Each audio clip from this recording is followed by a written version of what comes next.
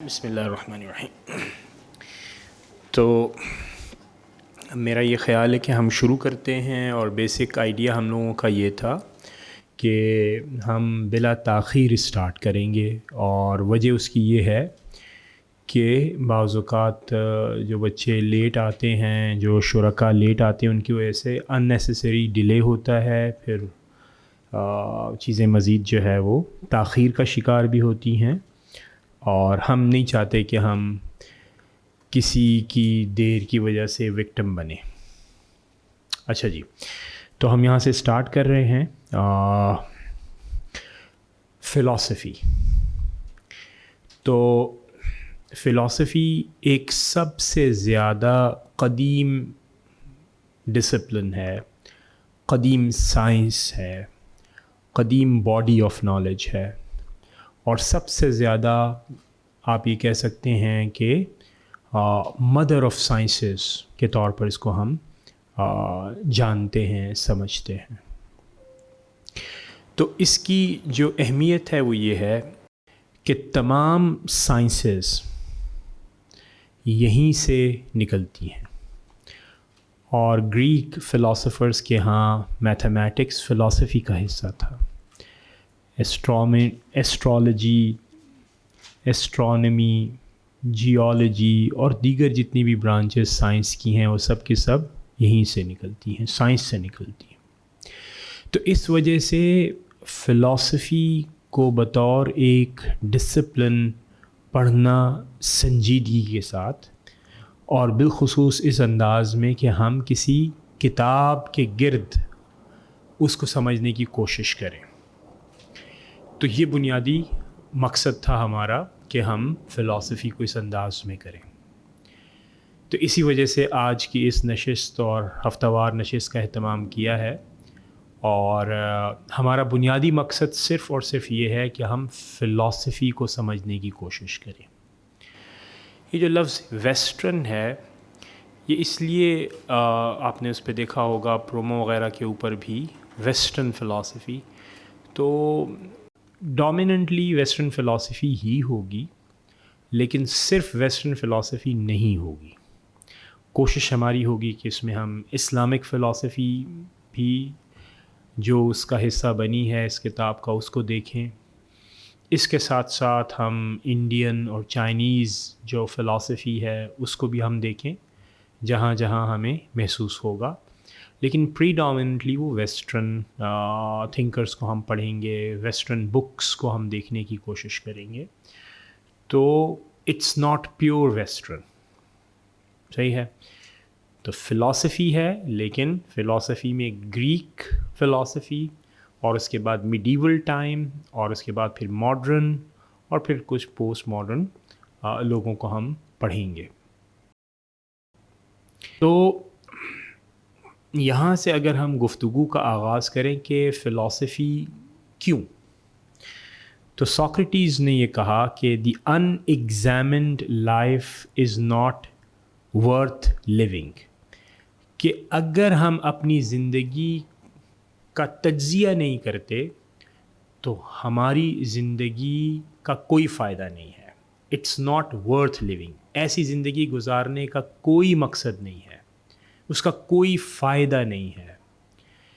اور ان ایگزامنڈ سے کیا مراد ہے کہ ہم اپنی زندگی کا مقصد دیکھیں کہ آیا ہماری زندگی کا مقصد کیا ہے، اور ایگزامینیشن سے مراد یہ ہے کہ ہم اسے کرٹیکلی دیکھیں کہ جس زندگی کے مقصد کے لیے ہم اس دنیا میں آئے، کیا ہماری زندگی واقعتاً اسی طرف گامزن ہے، کیا اسے ہم نے اچیو کر لیا ہے، یا کم از کم راستہ ہمارا وہی ہے کہ جس کی طرف ہمیں اپنی منزل ملے گی، ہم ہیپینس کو اچیو کریں گے، ہم گڈ کو اچیو کریں گے، اس کو ریئلائز کریں گے، صحیح؟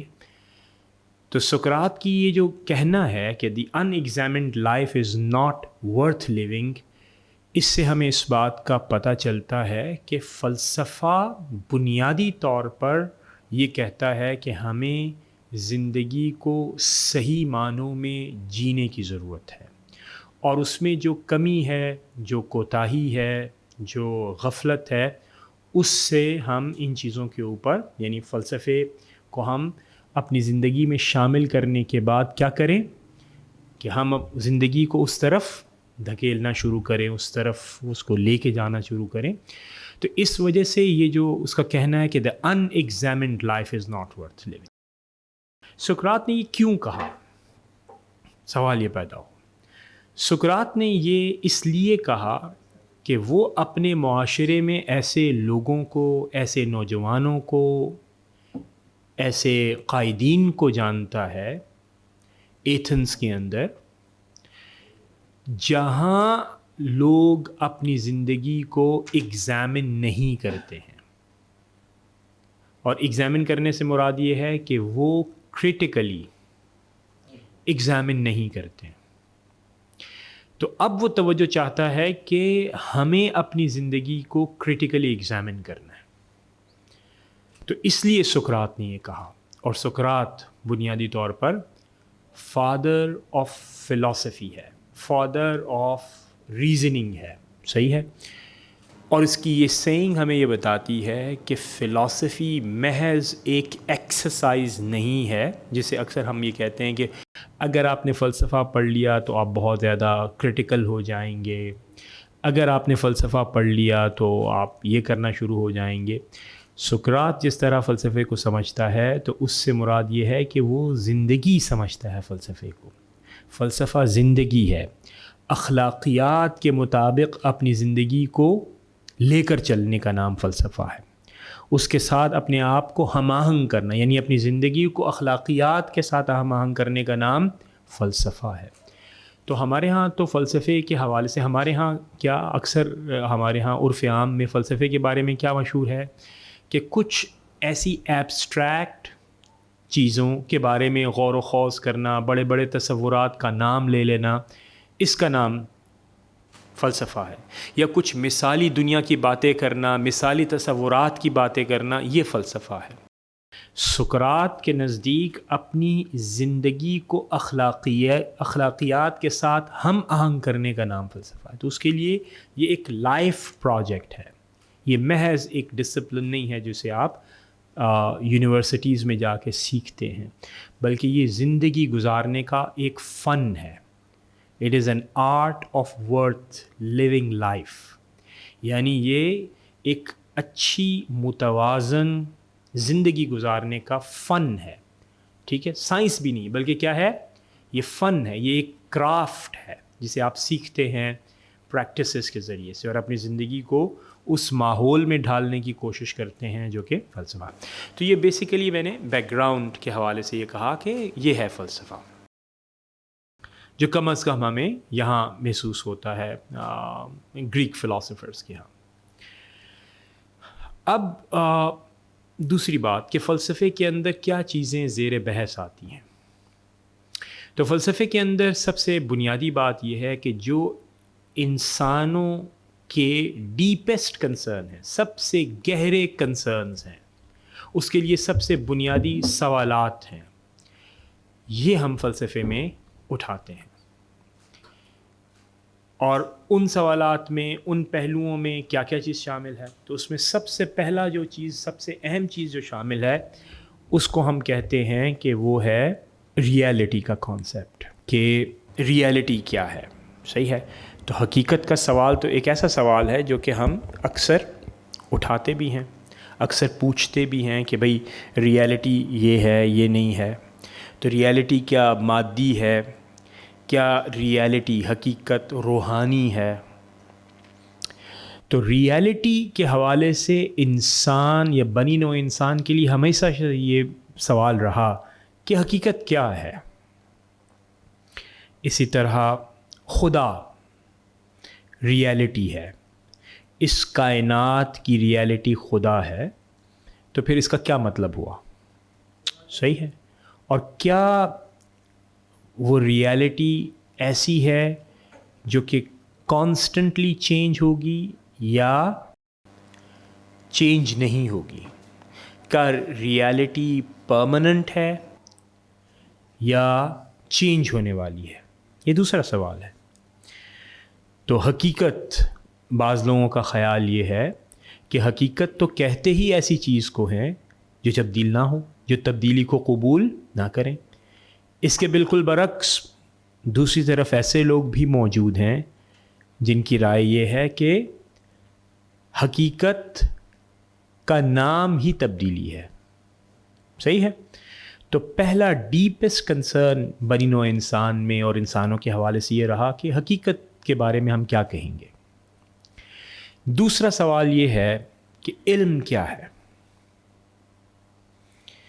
میں یہ کیسے اس بات پر یقین کروں کہ حقیقت روحانی ہے؟ میں یہ کیسے مان لوں کہ حقیقت مادی ہے؟ اور جب میں یہ دعویٰ کروں کہ حقیقت مادی ہے یا روحانی ہے تو میرے پاس ایک ایسی دلیل ہونی چاہیے جو حقیقت کو واضح کر دے، جس کے اوپر کسی کو کوئی شک، کوئی تردد نہ ہو۔ تو ایک ناقابل تردید میرے پاس ایسی شہادت ہونی چاہیے جس کی بنیاد کے اوپر میرا یہ دعویٰ ہو۔ تو یہ دوسرا پہلو ہے کہ علم اور رائے، ان دونوں میں کیا فرق ہوگا؟ میری رائے کیا ہے؟ فرض کریں زید، بکر، اس کی رائے کیا ہے؟ کیا رائے اور علم میں فرق ہوتا ہے؟ یہ دوسرا کنسرن انسانوں کا، بنی نوع انسان کا رہا۔ تیسرا جو سوال ہے وہ یہ ہے کہ خیر کیا ہے؟ اور خیر سے مراد کیا ہے؟ کہ جسے ہم کہتے ہیں کہ اس چیز کو ہمیں حاصل کرنا ہے۔ انسان اگر حقیقی معنوں میں انسان ہے اور وہ یہ چاہتا ہے کہ وہ کوئی عمل کرے، کچھ سوچے، تو ایسی چیز جو کہ نیکی میں، خیر میں اضافے کا باعث ہو سکتی ہے، وہ تصور خیر ہے۔ تو خیر کسے کہتے ہیں؟ واٹ میکس گڈ گڈ، سچ بولنا خیر ہے۔ تو سچ بولنے میں ایسا کیا ہے جو کہ سچ کو سچ بناتا ہے اور سچ کو خیر بنا دیتا ہے؟ اور کیا اگر سچ بولنا ہی خیر ہے تو کیا ہر صورتحال کے اندر انسان کو ہمیشہ سچ ہی بولنا چاہیے اور جھوٹ کبھی بھی نہیں بولنا چاہیے؟ کیونکہ جھوٹ کیا ہے؟ جھوٹ نیسیسری ایول ہے، یعنی وہ ہے ہی شر، اس کی کوئی اور تشریح اور تعبیر نہیں ہو سکتی۔ صحیح ہے؟ تو یہ تصور خیر و شر ہے۔ یہ تیسرا ڈیپسٹ کنسرن، سب سے زیادہ وہ کیوریوسٹی، وہ تجسس انسان کے اندر ہے کہ یہ کیا ہے۔ اور جو بھی میرے معاشرے سے، میری ثقافت سے، میرے جہاں پر میری پیدائش ہوئی، جہاں پر میری پرورش ہوئی، وہاں سے پیدا ہونے والے تصورات جو کہ میرے خاندان سے، میرے والد سے، میرے والدین سے آئے ہیں، کیا وہ محض ہمارے والدین اور ان کے خاص ثقافت اور کلچر کے ہیں یا کہیں اور سے آئے ہیں؟ کہ دنیا کے تمام والدین کے ساتھ اسی طرح کے تصورات اپنی اولاد تک منتقل ہوتے ہیں؟ اور آخر میں ایک اور کنسرن یہ رہا کہ انسان کیا ہے، انسانی فطرت کیا ہے، انسان کی حقیقت کیا ہے، انسان جو اس دنیا میں موجود ہے اس کی حقیقت کیا ہے۔ تو انسانی فطرت کے اوپر ایک اور سوال اٹھایا گیا، اور یہ جو سوال ہے انسانی فطرت کے حوالے سے، یہ بھی انسان کو ہمیشہ سے اس کے اندر ایک جستجو پیدا کرتا رہا ہے کہ کیا انسان کی کوئی حقیقت ہے؟ کیا انسان کی کوئی خاص فطرت ہے؟ کیا انسان محض جسم کا نام ہے، یا انسان محض روح کا نام ہے، یا انسان ایک روح اور جسم کا حسین امتزاج ہے؟ اور اب ہم کہیں گے کہ اگر وہ حسین امتزاج ہے تو کیا اس میں روح غالب ہوتی ہے یا جسم غالب ہوتا ہے؟ تو یہ ایک اور کنسرن ہے۔ تو اس پوری گفتگو کو اگر میں محض اس انداز میں بیان کرنے کی کوشش کروں کہ یہ گہرے خیالات ہیں جو زمانہ قدیم سے انسان کے ساتھ رہے ہیں. کوئی بھی تہذیب ہو، کسی بھی معاشرے سے آپ تعلق رکھتے ہوں، کوئی بھی زبان آپ بولتے ہوں، آپ اور انسانوں کے ہمیشہ سے یہ کنسرن رہے ہیں. ان کو ہم کہتے ہیں یہ فنڈامنٹل کویسچنز ہیں، یہ بنیادی سوالات ہیں، یہ بنیاد کے اندر موجود ہیں. تو یہ جو ڈیپسٹ کنسرنز ہیں، جن کو میں ڈیپسٹ کنسرن کہہ رہا ہوں، بنیادی سوالات کہہ رہا ہوں، ان سوالات کے جوابات تلاش کرنا، اس کی کوشش کرنا، یہ فلسفہ ہے. تو فلسفے کا موضوع کیا ہے؟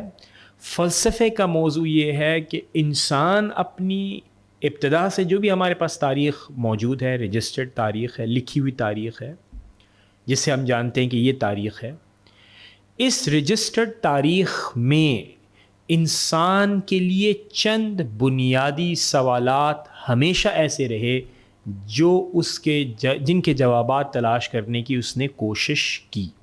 اور جب کسی نے ان کے جوابات دینے کی کوشش کی، ان جوابات کو لوگوں نے من و ان قبول نہیں کیا، بلکہ ان سے اختلاف کیا، اور اختلاف کی بنیاد دلیل بنا. دلیل کی بنیاد پر کچھ لوگوں نے دوسرے لوگوں سے اختلاف کیا. اسی کو ہم کہتے ہیں فلسفے کی بحث. تو اب میں سمرائز کر رہا ہوں. پہلی بات جو آج ہم نے گفتگو میں شامل کی وہ کیا تھا؟ The unexamined life is not worth living. اگر آپ نے اپنی زندگی کا تجزیہ نہیں کیا اور محض نائیولی، بغیر ریزن کو استعمال کیے ہوئے زندگی گزارتے رہے، تو سقراط کے مطابق آپ نے زندگی کیسی گزاری؟ بے معنی زندگی گزاری. اس کا کوئی مطلب نہیں ہے، وہ محض آپ زندگی گزار رہے ہیں. یہ زندگی آپ کو، یعنی اگر فرض کریں کہ اس سے یہ کہا جائے کہ اگر کوئی شخص اپنی زندگی کو ایگزامن نہیں کرتا تو کیا ہے؟ تو پھر وہ یہ کہے گا پھر آپ زندگی نہیں گزار رہے، زندگی پھر آپ کو گزار رہی ہے. آپ کو زندگی میں، دنیا میں پھینک دیا گیا ہے، اب زندگی ہے کہ جو کہ آپ کو جہاں چاہے لے جائے، جس ماحول میں آپ کو رکھے بس آپ ویسے بن رہے ہیں. اور آپ نہ سوال اٹھاتے ہیں، نہ ان سوالات کے جوابات کو تلاش کرتے ہیں، نہ جو چیزیں آپ تک پہنچی ہیں مقالے کی صورت میں، قول کی صورت میں کہ فلاں نے یہ کہا، فلاں کا تجربہ یہ ہے، اس کو آپ کریٹیکل ایگزام کے طور پر نہیں بھیج رہے، تو اس کا مطلب کیا ہوا کہ پھر زندگی آپ کو گزار رہی ہے، آپ زندگی نہیں گزار رہے. تو اگر واقعتاً آپ زندگی گزار رہے ہیں، گزارنا چاہتے ہیں، تو فلسفے کے اس بانی کا کہنا یہ ہے کہ اپنی زندگی پر ذرا تنقیدی نگاہ دوڑائیں. اور زندگی پر تنقیدی نگاہ دوڑانے سے کیا مراد ہے؟ صرف یہ نہیں کہ بریانی کو کم کرنا ہے کیونکہ اس کے اندر آئل زیادہ ہوتا ہے، اسپائسز زیادہ ہوتے ہیں، وہ ہیلتھ کے لیے نقصان دہ نہیں. زندگی کو تنقیدی نگاہ سے اس طرح گزارنا ہے کہ آپ حقیقت کے بارے میں کیا کہتے ہیں، حقیقت کیا ہے، اس سوال کا جواب آپ دیں. علم کیا ہے، اس سوال کا آپ جواب دیں. علم اور رائے میں کس طرح آپ فرق کرتے ہیں، اس چیز کا آپ جواب دیں. ہمیں نیک کام کرنا چاہیے، کیا یہ آپ کا علم ہے یا آپ کی رائے ہے، اس سوال کا آپ جواب دیں. نیکی کیا ہے، کیا تمام حالات میں ہمیشہ اپنی بات سے نہ پھرنا، کیا یہ خیر ہے، یا محض چند صورتحال کے اندر آپ کے لیے یہ بات اہم ہوگی کہ آپ کو اپنے وعدے کو پورا کرنا ہے، اپنی بات کو سے پھرنا نہیں ہے، اپنے دعوے سے پھرنا نہیں ہے، کیا آپ یہ کریں گے؟ تو یہ وہ ڈیپسٹ کنسرنز ہیں جو کہ فلسفی جن سے ڈیل کرتی ہے، جو اس کے لیے بہت زیادہ اہم ہے. تو اس کا مطلب یہ ہوا کہ فلسفی ایک ایسا ڈسپلن ہے، ایک ایسی سائنس ہے کہ جس میں ہمیں بنیادی سوالات کا جواب دینے کی کوشش کرنی ہے، اور وہ فلسفی دیتا ہے. اور بحیثیت ایک طالب علم کے لیے ہمیں کیا کرنا ہے؟ ہمیں یہ کرنا ہے کہ ہمیں ان سوالات کے تاریخ میں جو جوابات دیے گئے ہیں انہیں ایک دفعہ سمجھنے کی کوشش کرنی ہے. صحیح ہے؟ تو اس کورس کا بنیادی مقصد کیا ہوا کہ ان بنیادی سوالات کے جو جوابات فلاسفرز نے دیے ہیں انہیں ہمیں سمجھنا ہے، اور پھر جب ہم اپنے آپ میں گہرائی پیدا کر لیں گے تو پھر ہم اس کا تجزیہ بھی کریں گے کہ یہ جوابات کتنے درست ہیں، عقل کے معیار پر پورا اتر رہے ہیں یا پورا اتر نہیں رہے. صحیح ہے؟ تو اسی سفر کو ہم آگے بڑھاتے ہیں اور ہم یہ کہتے ہیں کہ فلسفی کیا ہے. تو فلسفی کی ایک ورکنگ ڈیفینیشن میں آپ کے سامنے پیش کروں گا تاکہ آپ کو اندازہ ہو جائے کہ فلسفی کسے کہتے ہیں. اچھا جی، فلسفی کو میں اس طرح بیان کروں گا کہ فلسفی ہے ریشنل اٹیمپٹ. کیا ہے؟ Rational attempt. ریشنل اٹیمپٹ کا مطلب کیا ہوا؟ ایک عقلی کوشش، ایک کوشش جس کی بنیاد عقل ہوگی، جس کی بنیاد ریزننگ ہوگی، جس کی بنیاد دلیل ہوگی.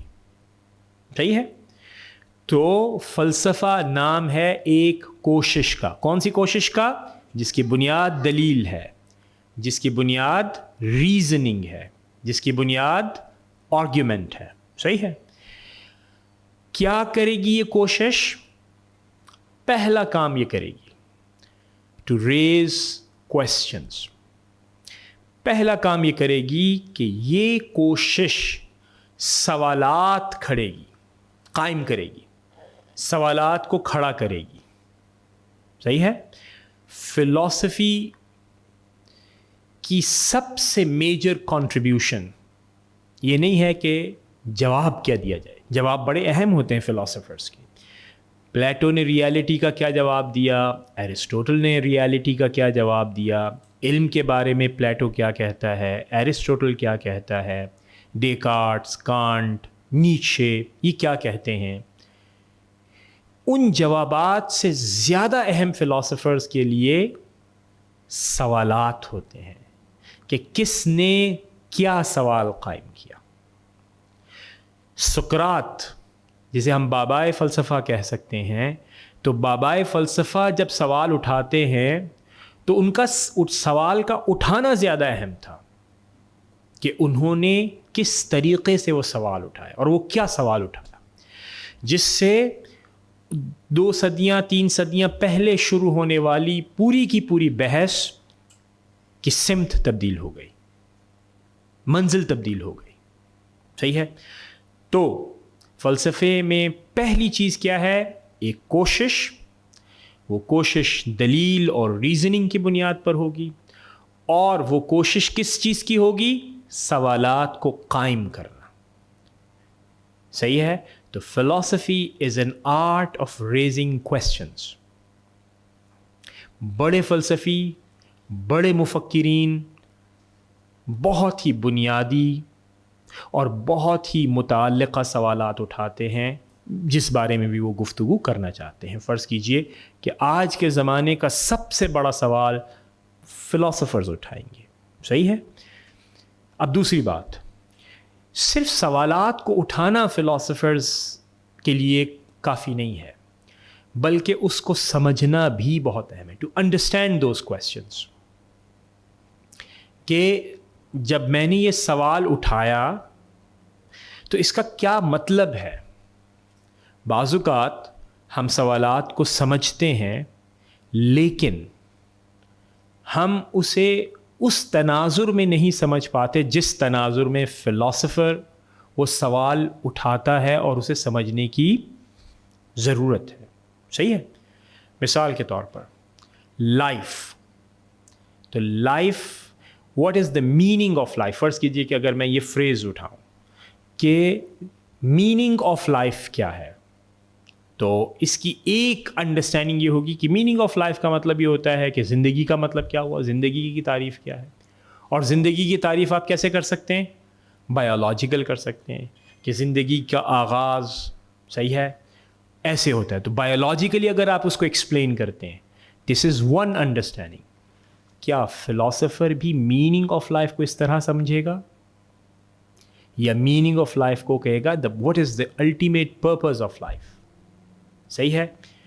تو سوالات کو محض اٹھانا نہیں بلکہ ان کے صحیح متعلقہ میننگس کو کے ساتھ ان سوالات کو اٹھانا فلاسفر کی ذمہ داری ہوتی ہے. اسی وجہ سے جب کبھی آپ کوئی کتاب فلسفے کے اوپر اٹھاتے ہیں، پڑھنے کی کوشش کرتے ہیں، تو وہ کتاب میں اصل جو چیز ہوتی ہے نہ صرف یہ کہ وہ سوال کیا اٹھا رہا ہے، بلکہ اس سوال کو ایکسپلین کیسے کر رہا ہے. So it's not just raising the question, understanding that question. اور وہ اپنے مقدمے میں، اپنے بنیادی فرض کریں کہ چیپٹرز کے اندر وہ یہی ایکسپلین کرے گا کہ what do I mean by that question. So understanding is also very very vital. اس کو سمجھنا بہت زیادہ ضروری ہے. اور تیسرا ہے ٹو آنسر دیٹ کویسچن، کہ جو سوال اس نے اٹھایا ہے اس سوال کا جواب وہ دے، اس سوال کا وہ جواب بھی تجویز کرے کہ یہ جواب ہے. Philosophers usually do that. So ابھی تک ہم نے کیا دیکھا؟ ہم نے یہ دیکھا کہ فلاسفی کیا ہے؟ ایک کوشش ہے. کون سی کوشش ہے؟ دلیل کی بنیاد پر، ریزننگ کی بنیاد کے اوپر ایک کوشش ہے. کیا کرنے کی؟ کم از کم 3 کام کرنے کی. صحیح ہے. Raising the question, understanding them and answering them, اور ان کو کیا کرنا؟ ان کو آنسر کرنا. ود دی پریسپوزیشن، اس مفروضے کے ساتھ کہ میرا دیا گیا جواب آخری جواب نہیں ہے، میرا دیا گیا جواب آخری نہیں ہے، فائنل نہیں ہے. اس کا مطلب کیا ہوا؟ کہ فلسفی جب کسی بنیادی مسئلے سے سوال اٹھائے گا تو وہ یہ سمجھتا ہے کہ اس کے اوپر تنقید کا امکان نہیں ہے، بلکہ وہ دعوت تنقید یا دعوت طوفان تنقید دے رہا ہوتا ہے کہ آئیے اب آپ مجھ پر تنقید کیجیے. صحیح ہے. اور یہی ایک مشکل مرحلہ بھی ہوتا ہے. یہی ایک مشکل، سب سے مشکل مرحلہ یہ ہے کہ آپ نے سوال اٹھایا تو جو فلسافیکل انسائٹ ہے وہ تو بالکل واضح ہو جائے گی جب آپ نے سوال اٹھایا کہ کتنا بڑا فلسفی ہے، کتنا گہرا اس نے سوال اٹھایا ہے. اور پھر اس کی ایکسپلینیشن کے بعد جب وہ جواب دے گا تو پھر تنقید کا ایک طوفان ہے جو اس کا انتظار کر رہا ہوگا. اور وجہ کیا ہے؟ وجہ یہ ہے کہ کیونکہ فلسفی اسی بات کا نام ہے کہ آپ نے سوالات کرنے، تو آپ نے سوال اٹھایا اور اس کا جواب دیا. اب ظاہر ہے ایک شخص جو عقل رکھتا ہے، فہم رکھتا ہے، جس کے پاس یہ اسکل ڈیولپ ہو چکی ہے کہ وہ دلیل بنا سکتا ہے، اب وہ کیا کرے گا؟ وہ آپ کے جوابات کا تنقیدی مطالعہ کرے گا. صحیح ہے. تو فلسفی کیا کا مطلب یہ ہوا کہ سوالات کو اٹھانا، ان کو سمجھنا، ان کے جوابات کو دینا. اور ہر ایک میں بات کیا ہے کہ آپ فائنل اتھارٹی نہیں ہیں. تو نہ جواب دینے والا فائنل اتھارٹی ہے، نہ اس کا جواب فائنل اتھارٹی ہے، اور نہ جس فلسفی نے وہ جواب دیا ہے وہ فائنل اتھارٹی. تو فلسفی کے پورے ٹریڈیشن کے اندر، اس کی پوری روایت کے اندر اگر آپ دیکھیں گے تو ہر فلسفی دوسرے فلسفی پر بلا جھجک تنقید کرتے ہیں، تنقید کو برداشت کرتے ہیں، یہ کرنی پڑتی ہے اگر کرتے ہیں. کیونکہ ہمارے پاس ایسی بہت ساری سٹوریز ہیں کہ بعض اوقات فلاسفرز اس تنقید کو اس طرح ٹالریٹ نہیں کرتے جو فلسفی کی روایت ہے. اس کی کئی وجوہات ہو سکتی ہیں لیکن یہ کوئی پسندیدہ نہیں. لیکن اوور آل سینچریز سے جو خزانہ ہمارے پاس محفوظ ہے اس میں ہمیں اس بات کا علم ہے کہ سقراط کا شاگرد افلاطون ہے. افلاطون اپنے استاد پر تنقید کرتا ہے. اس کا شاگرد ارسطو ہے. ارسطو اپنے استاد پر تنقید کرتا ہے. اور یہ روایت آج تک چلی آ رہی ہے. صحیح ہے. اور ایک اور بہت ہی بڑے مشہور فلاسفر ہیں اور ان کا نام ہے وائٹ ہیڈ. وائٹ ہیڈ نے تو یہاں تک کہا کہ مغربی فلسفہ دراصل حاشیہ ہے. کس پر؟ افلاطون پر. یعنی جتنے بھی مغرب میں فلاسفرز آئے ہیں انہوں نے اس بحث میں بہت زیادہ اضافہ نہیں کیا. محض تنقید جو کہ افلاطون پر ہوئی یا افلاطون نے جو کہا یا تنقید در تنقید ہوئی یہ اسی کے ساتھ ہی جڑا ہوا ہے اور اس سے زیادہ فلسفہ آگے نہیں بڑھا ہے. اس کا مطلب کیا ہوا؟ اس کا مطلب یہ ہوا کہ جو جس بحث کا آغاز افلاطون نے ایک بہت ہی منظم انداز میں کیا اور اس پر جو تنقید ہوئی اور پھر تنقید پر تنقید ہوئی تو مسئلہ وہاں سے اس کا آغاز ہوا. اور پوری 2500 سال یا اس سے بھی زیادہ بڑی جو فلسفے کی تاریخ ہے اس کے اندر جو کچھ آپ کو ملے گا وہ اس ابتدا سے ہے جس کا آغاز کس نے کیا؟ افلاطون نے کیا. ٹھیک ہے. تو فلسفہ بنیادی طور پر کس چیز کا نام ہے؟ دلیل قائم کرنا اور کی گئی دلیل پر اس کا رد کرنا. رد بئی معنی کہ اس پر تنقید کرنا. رد سے مراد تنقید کرنا ہے. رد کا اگر یہ مطلب لیا جائے کہ انہوں نے ایبسلیوٹ ریفیوٹیشن کی ہے تو یہ بات درست نہیں ہوگی بلکہ اس کا مطلب کیا ہوا؟ اس کا مطلب ہوا کہ تنقید کرنا اور اس تنقید کا پھر جواب ہوگا، جواب کا پھر جواب ہوگا. اور بعض اوقات ہمیں یہ محسوس ہوگا کہ اس تنقید کا جب جواب دیا جائے گا یا اس کا جواب در جواب دیا جائے گا تو بعض اوقات آپ سے پیشتر جتنے فلاسفر سے اس سے کچھ چیزیں جواب دینے والا لے گا یا بعض اوقات اپنے آس پاس کے لوگوں سے کچھ چیزیں لے گا. تو اس طرح کر کے ایک دوسرے سے اکتساب علم بھی فلسفے کی روایت میں بہت زیادہ عام ہے. تو آخر میں ایک چیز، فلاسفرز یہ جو کام کریں گے یعنی کیا ہے؟ فلسفہ ایک صحیح ہے، ایک کوشش ہے دلیل کی بنیاد پر 3 کام کرنے کی: سوال کو قائم کرنا، اس کو سمجھنا اور پھر جوابات دینے کی کوشش کرنا اس مفروضے کے ساتھ کہ جو میں جواب دے رہا ہوں یہ آخری نہیں ہے، یہ فائنل نہیں ہے. اہم بات اس کے ساتھ ساتھ یہ ہے کہ یہ جو سوال اٹھایا جائے گا یہ زندگی کے بنیادی سوالات ہوں گے. اور اسی وجہ سے میں نے آپ کو بریانی اور قورمے کی مثال دی کہ فلاسفرز کا انٹرسٹ ان چیزوں میں قطعاً نہیں ہوگا کہ بریانی کی ترکیب کیا ہے، کون سب سے اچھی بریانی بناتا ہے، بلکہ اس کے لیے سب سے اہم سوال یہ ہوگا کہ حقیقت کیا ہے. سب سے abstract question what is knowledge, what makes good good, what makes evil evil. How can we live a life a worthwhile life? How can one live a just life? How can one live a courageous life? یہ اس کے لیے سب سے بڑا question ہوگا کہ آپ ایک منصفانہ، ایک عادلانہ زندگی کیسے گزاریں گے، ایک معاشرہ عدل پر قائم کیسے کیا جا سکتا ہے. صحیح ہے.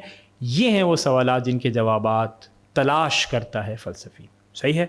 اور اسی سے آپ کو اس بات کا اندازہ ہوگا کہ فرض کریں کہ دیگر ڈسپلنس کو ہم لیں، مثال کے طور پہ ہم میڈیسن لیں تو اس کا سوالات کو اٹھانے والا آدمی کچھ اور ہوگا، اس کا سبجیکٹ میٹر کچھ ہوگا.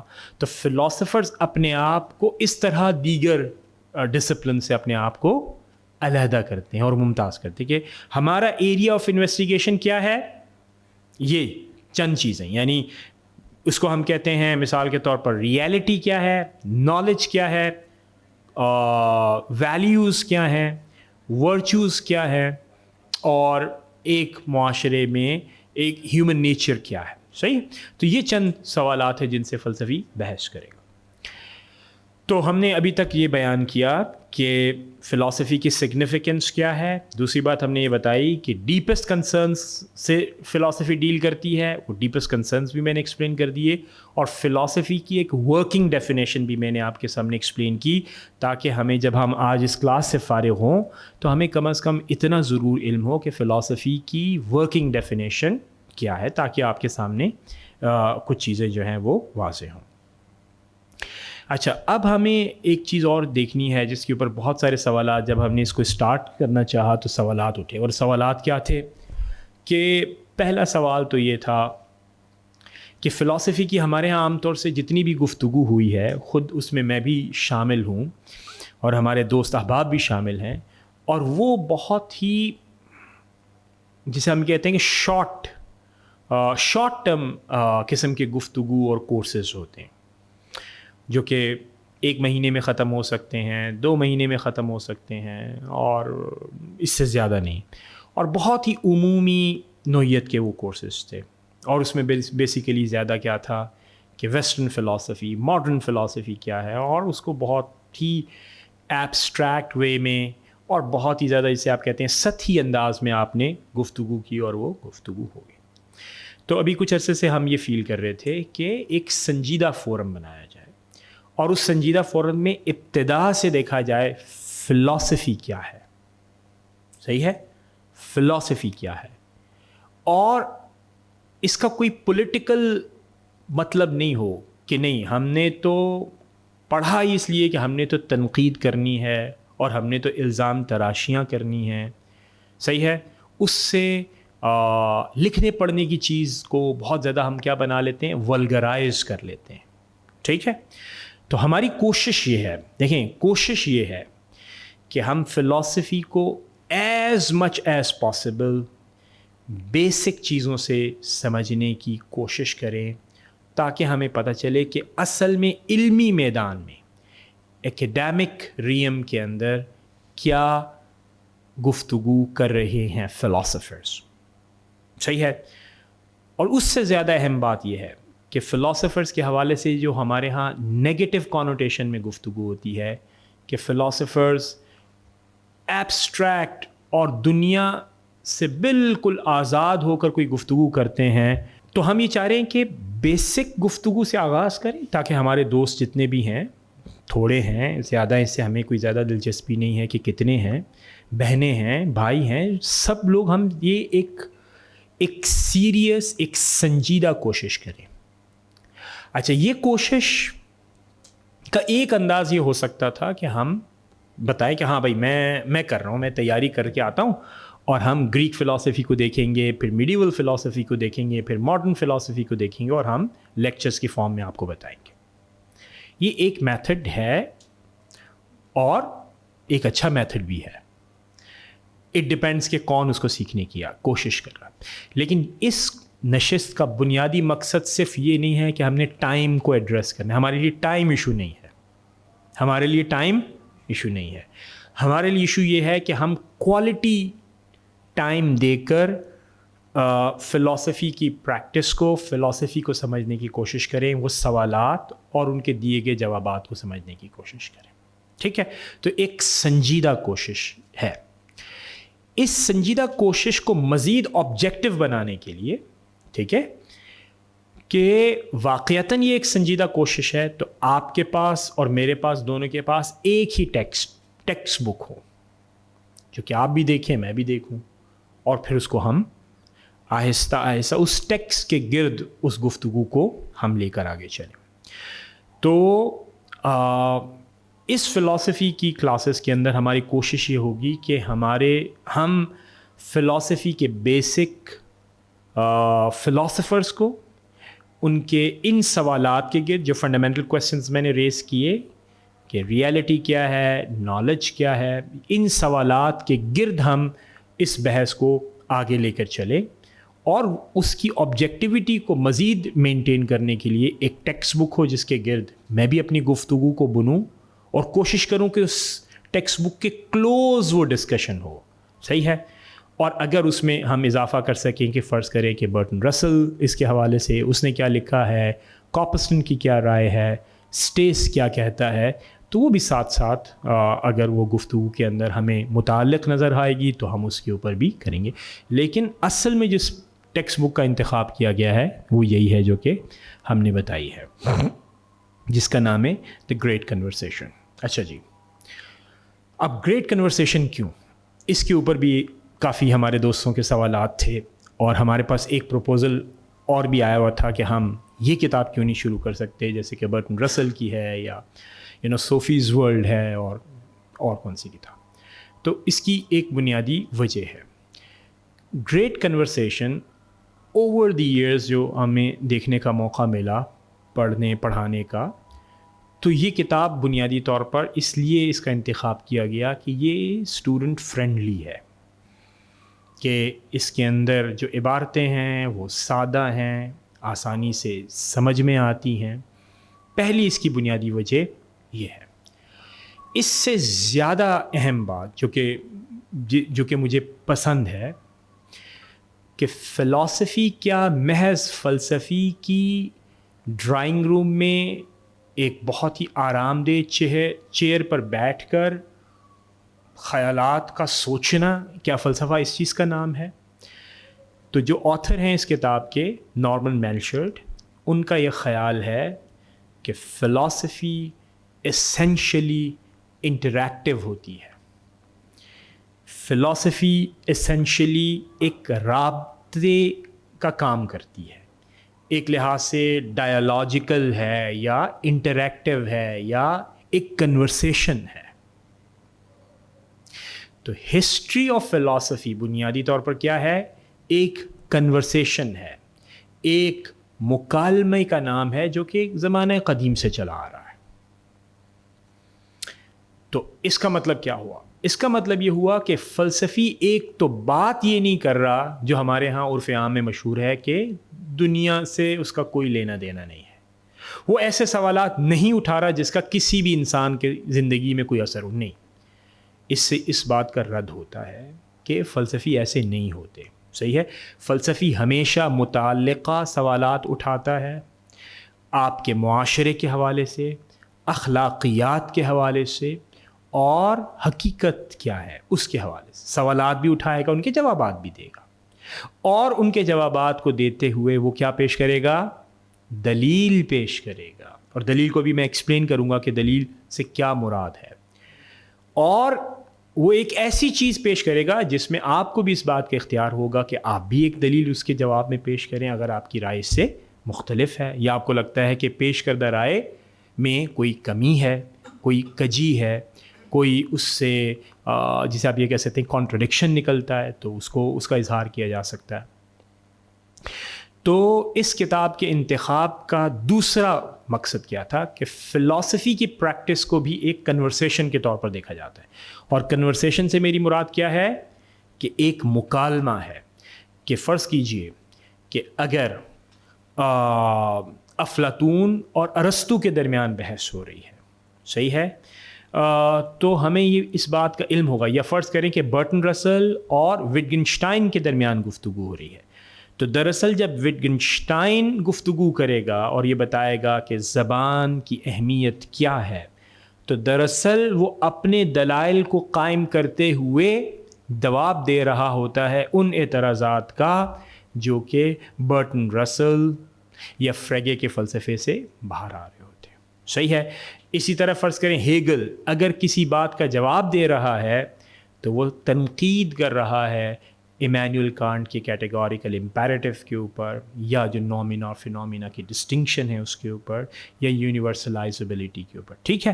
تو اس کا مطلب کیا ہوا کہ فلسفے میں جب دلیل پیش کی جاتی ہے تو فلسفی کے سامنے کوئی دلیل ہوتی ہے اپنے پیچھے گزرے ہوئے کسی فلسفی کی یا اپنے ہم اثر کے، کہ یہ اس بارے میں یہ کہتا ہے اور اس کی دلیل میں یہ نقص ہے اور مجھے اس کا جواب دینا ہے. صحیح ہے. تو مکالماتی صورت اختیار کرتی ہے فلسفی، اور یہ اس کو بہت زیادہ خوبصورت بناتی ہے، ڈیبیٹ کو بہت زیادہ دلچسپ بناتی ہے. اور اس کو آپ ایکسپیرینس کریں گے جب ہم اس گفتگو کو مزید آگے بھی بڑھائیں گے، اور جب آپ بھی ہمارے ساتھ ہوں گے اور اس چیز کو پڑھیں گے تو آپ کو بھی اندازہ ہوگا کہ ہاں واقعتاً بات تو ایسی ہی ہے اور میری اس کے اوپر یہ رائے ہے، اور اس طرح کر کے. ایک اور وجہ جو اس کتاب کے انتخاب کی تھی، اور شاید یہ بات فرض کریں کہ برٹن رسل میں ایگزسٹ نہیں کرتی، تو فرض کیجئے کہ صوفیز ورلڈ کے اندر ایگزسٹ نہیں کرتی، یا لیٹس سے کہ اور بہت سارے انٹروڈکشنز ہیں فلاسفی کی ان کے اندر ایگزسٹ نہیں کرتی، وہ کیا تھی؟ وہ تھی کہ اس کا انٹر کلچرل ہونا. اکثر انٹروڈکشنز، اور بالخصوص میں کہوں گا برٹن رسل کا جو انٹروڈکشن ہے ہسٹری آف ویسٹرن فلاسفی، اس میں یہ بات پری سپوز کی جاتی ہے کہ فلاسفی ہمیشہ ہے ہی ویسٹرن، نان ویسٹرن فلاسفی نہیں ہے. تو اس کے جو بیسک آتھر ہیں ان کا نام ہے نارمن میلشرٹ. تو میلشرٹ نے جو پہلی کتاب ایڈیشنز لکھے اس میں تو وہ ویسٹرن ہی ہے، لیکن جب اس کو مطلب 7th اور 8th ایڈیشن میں لایا گیا اور ان کے ساتھ دوسرے جو آتھر ہیں مورو وہ شامل ہوتے ہیں، تو انہوں نے اس کو ملٹی کلچرل بنانے کی کوشش کی، اور اٹس اے گڈ ایفرٹ. اور اس میں وہ لے کر آتے ہیں کچھ بحثوں کو جو کہ اسلامک فلاسفی ہے، مسلم فلاسفی ہے، چائنیز فلاسفی ہے، انڈین فلاسفی ہے، اور یہ کرسچن فلاسفی ہے.